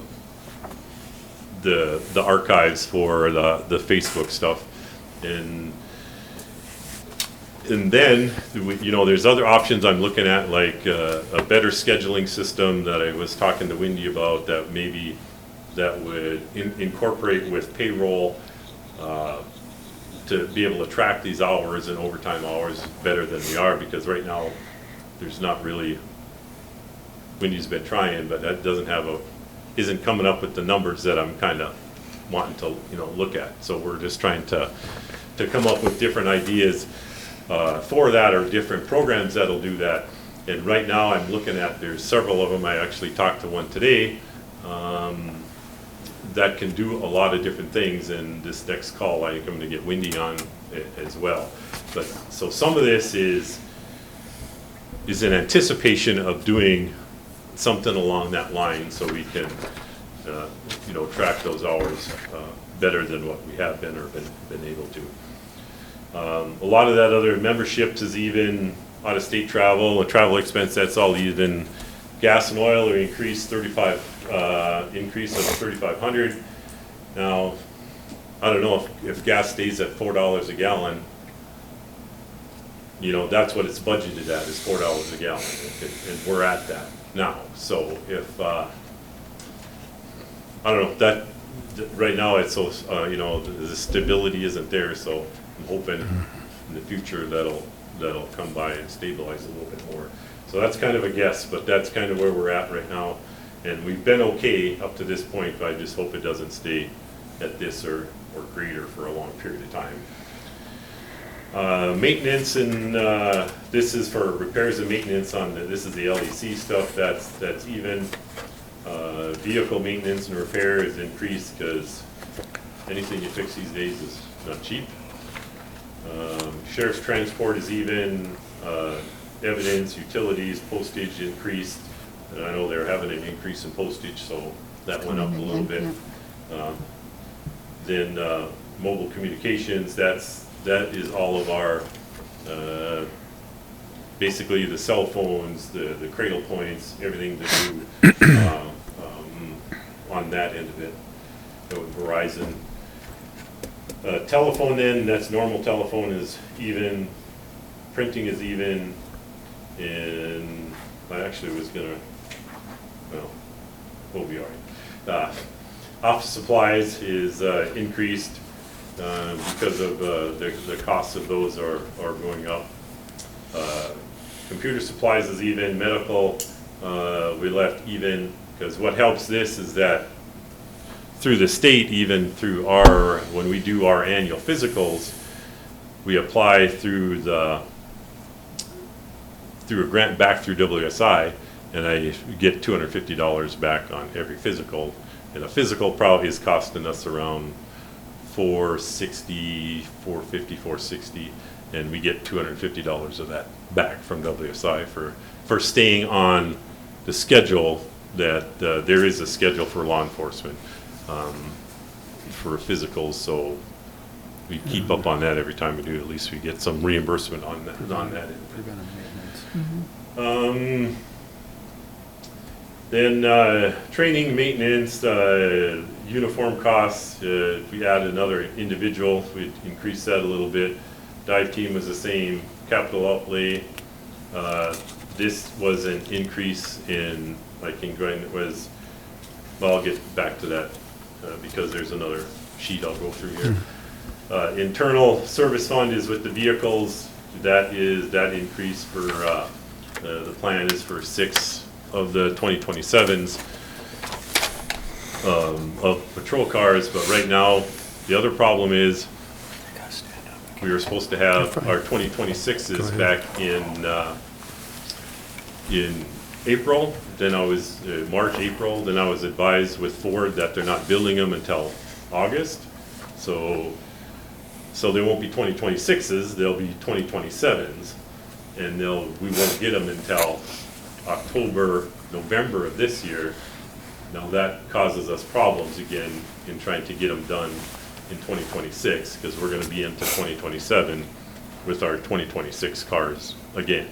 I was hoping we could get out of that cycle this year, and then Ford threw another wrench in there, so that's kind of where we're at. We're gonna try to run these through as much, if we get them early enough, to try to run these through in December as much as we can, but we'll see how that goes.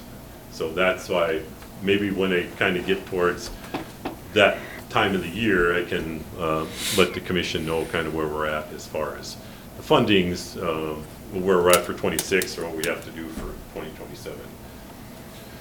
And then in another unfortunate incident, we had one of our cars totaled out in just driving the street in Mandan, and lo and behold, a highway department truck backs out and hits. But it wasn't a highway department driver. I was just going to tell you. I was going to say, no, it wasn't a highway department driver. We know the story. It was the truck, yeah. It was a semi that was getting the windshield replaced, and they were backing it out of the shop, and it came by, and our Equinox was driving by and sideswiped the thing, and the aluminum, so it tore the whole side open, and they totaled it out. So not much we can do, but except we're out $25,000 on a car because of insurance and what we got, because it was a 2017 that was wrecked. It only had 60,000 miles on it, but they only gave us $11,650, I believe, for that car, and we can't replace them for that. So that car will be, that replacement will be ordered here shortly. So then, as we go into the SWAT is even, deputy equipment, there's a increase because of equipment costs.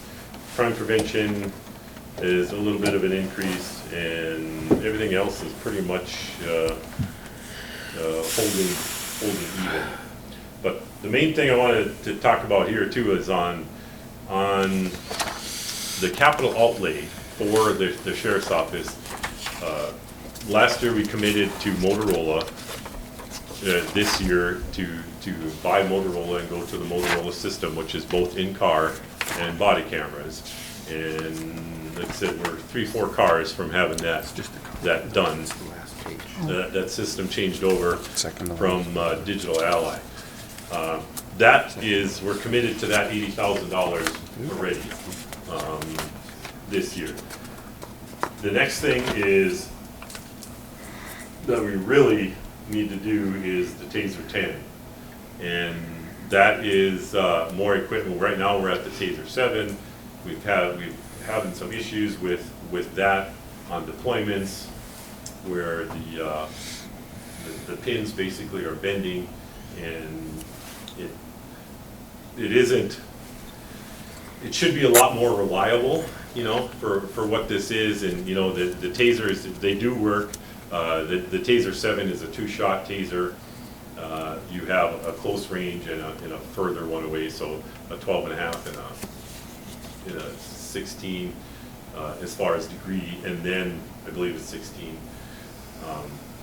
The Taser 10 actually has 10 shots in it, but with that comes the cost of technology too. And there's a 5-year plan and there's a 10-year plan. And the 10-year plan is that after 5 years, you would get all the tasers, and they would all be replaced, and or if they were the newest model at that point would all be updated at that point. Or the 5-year plan is a little bit cheaper. It's around that $37,000, and then you get the tasers and all the supplies and the cartridges and all that for that 5-year period. But it's $37,000 a year. Or if you go for the 10-year plan, it's about $40,000 a year. And I'm kind of debating, I don't know if I want to go 10 years. You know, it seems it's a long time. It's a long Seems time. like a long time. Things change. Yeah, for that, you know. And Axon is good as far as doing that, but I don't know. I'm thinking that's a little long. I'm leaning towards more of the 5-year period at this point. But in 5 years, we'd have to look at it again. But I probably won't be sheriff then, so. So Another guy's very tired. So how many tasers is this 40,000 contract? it is for 38. About roughly $1,000 a piece. Mm-hmm. Okay, that's what I was. So that's in the capital outlay. So you have then the radios, and then the other thing I'm looking at is the AR rifle replacement, and that is actually putting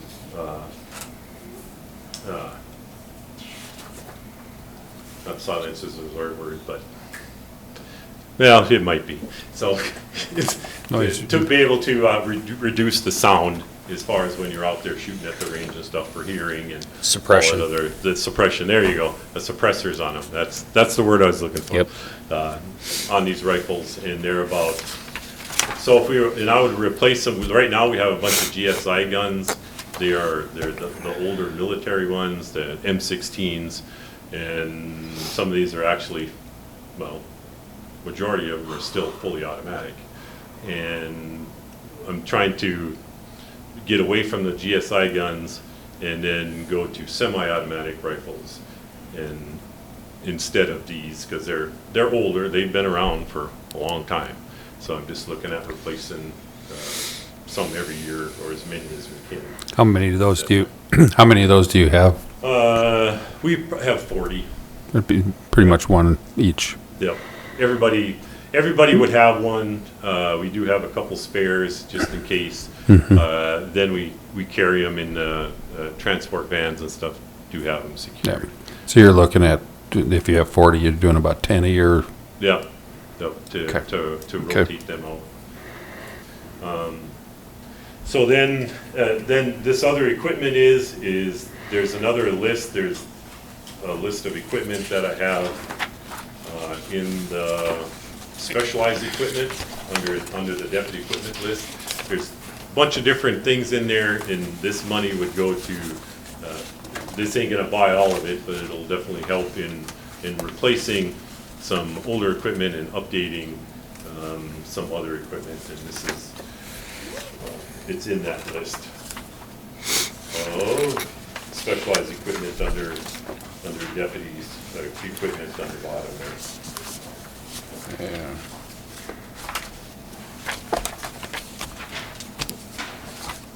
I just have deputies equipment. And then, so that is. We're not finding that. Kyle. Where are you talking about that? Okay, you go to. It's not broken you down. See where it says, do you have the list of specialized equipment? No. No. I never got any details, it's only totals. It's specialized budget totals is the only thing we have. No. Deputies, You don't have the rest yeah, of it just says deputies equipment at 238. Unless there was more tabs on that. There's a whole bunch more tabs on it. We're missing one. Okay, we Yeah. just print that. So it's Don's So you're fault. missing the tabs. But what it looks like is like this, because this is the first page that actually shows all of the budget on the bottom, but then everything is broke down into capital outlay projects. And Okay. the budget, and then deputy equipment is all here, and then all that other equipment is all listed. We're missing those. We don't you're have missing- that. I'll missing find the that email part. for it, yeah. So, Okay. okay, well, that would make sense, so. Yeah, we're all looking at it like those are just totals. There's no breakdowns. So then, with that, I know Youth Bureau, just under the sheriff's office budget here too, I just want to talk about, I gotta find my page again here since I changed that.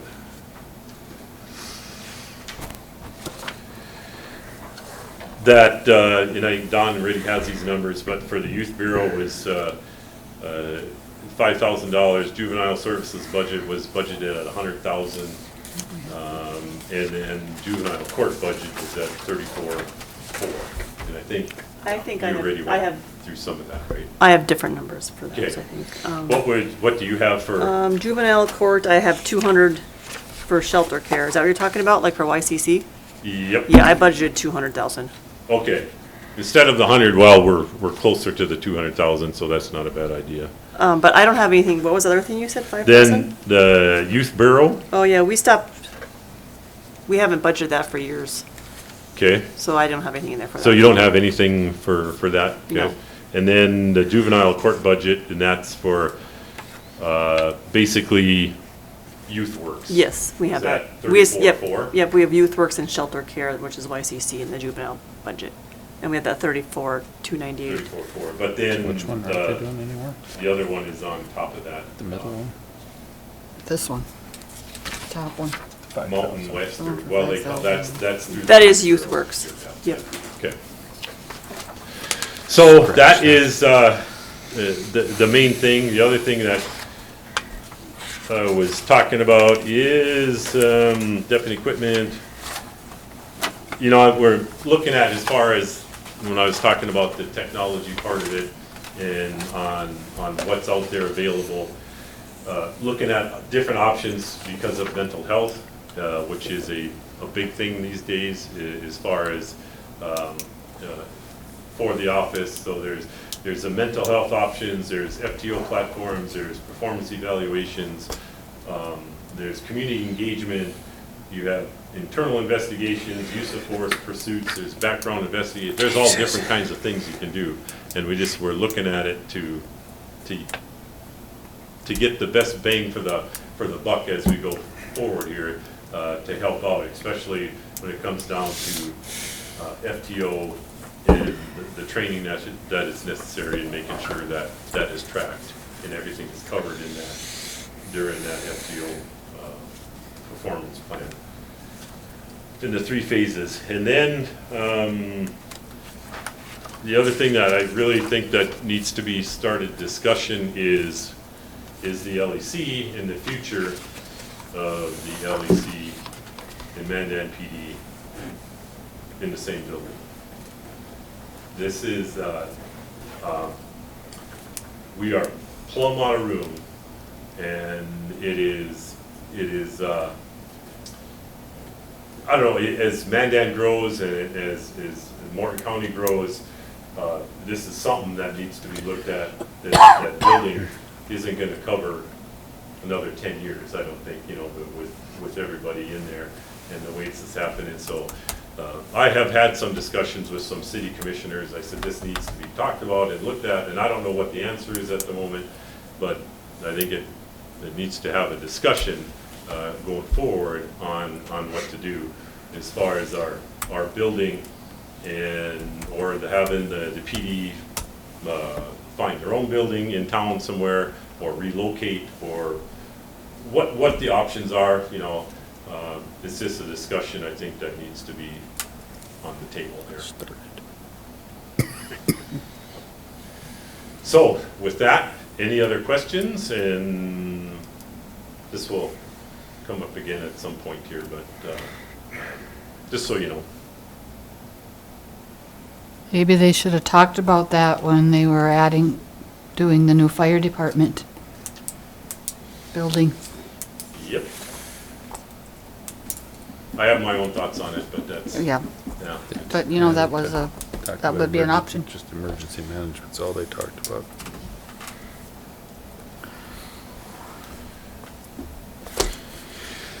Any questions at this time? All right. I think they all shaking their head no. It's a lot of numbers. Yeah, it's a lot of numbers, and got to be a long evening, so. Thank you very much. I told my wife I wasn't going to be home early. Yeah. Me too. You told your wife? Yeah, I did. Supper will be waiting when we get there. All right. Put it in the fridge.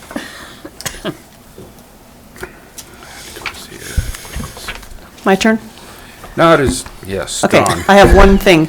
So, we used to have a preliminary budget approved by August 10th, and so on our schedule for our next meeting, It's next week. it's next week, but we don't have to actually have, per the requirements per century code, now we just send out the notice that says when we're gonna have our budget hearing, the date and time and location, which every entity has to do that levies taxes.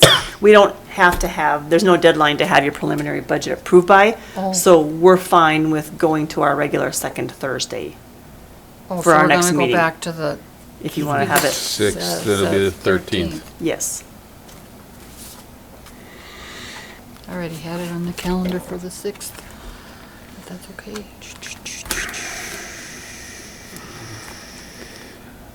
I will be on the road. On August 13th? Yes. Well, I can probably chime in remotely. We'll see where I'm at.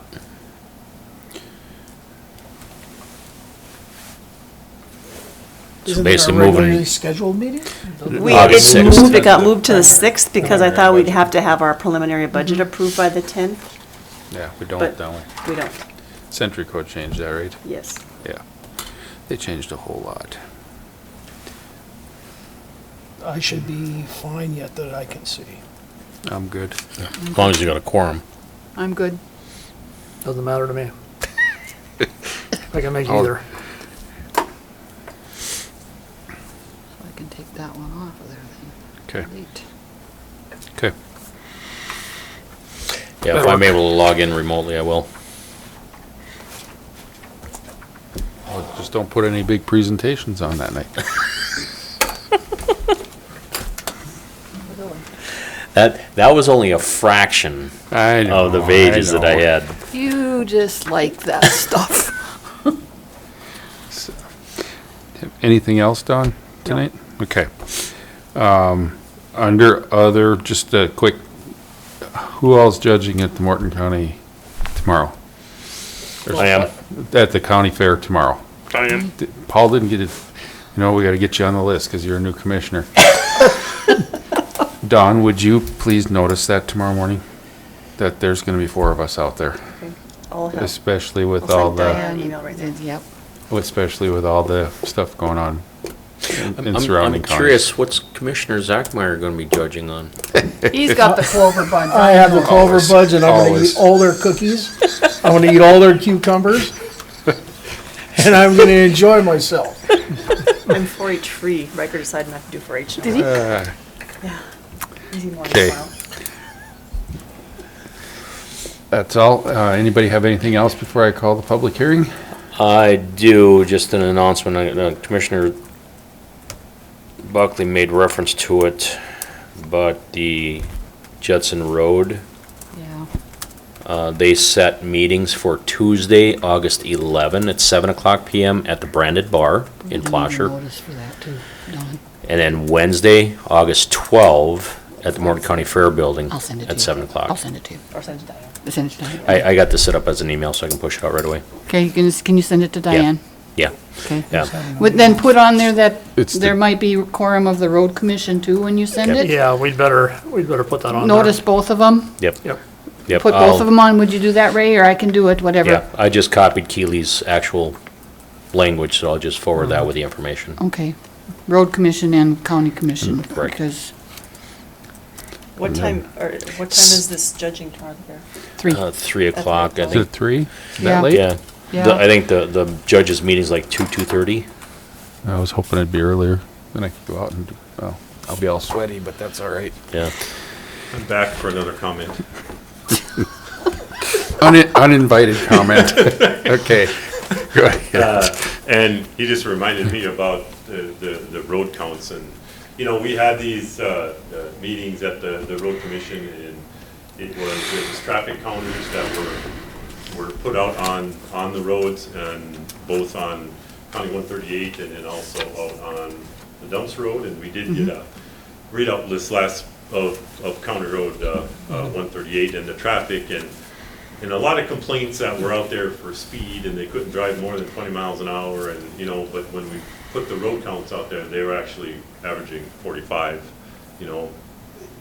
The road, and the whole point of this is, I guess, is that those counters are out there, they're borrowed, the highway department borrowed them, and they could only borrow them for a couple-week period.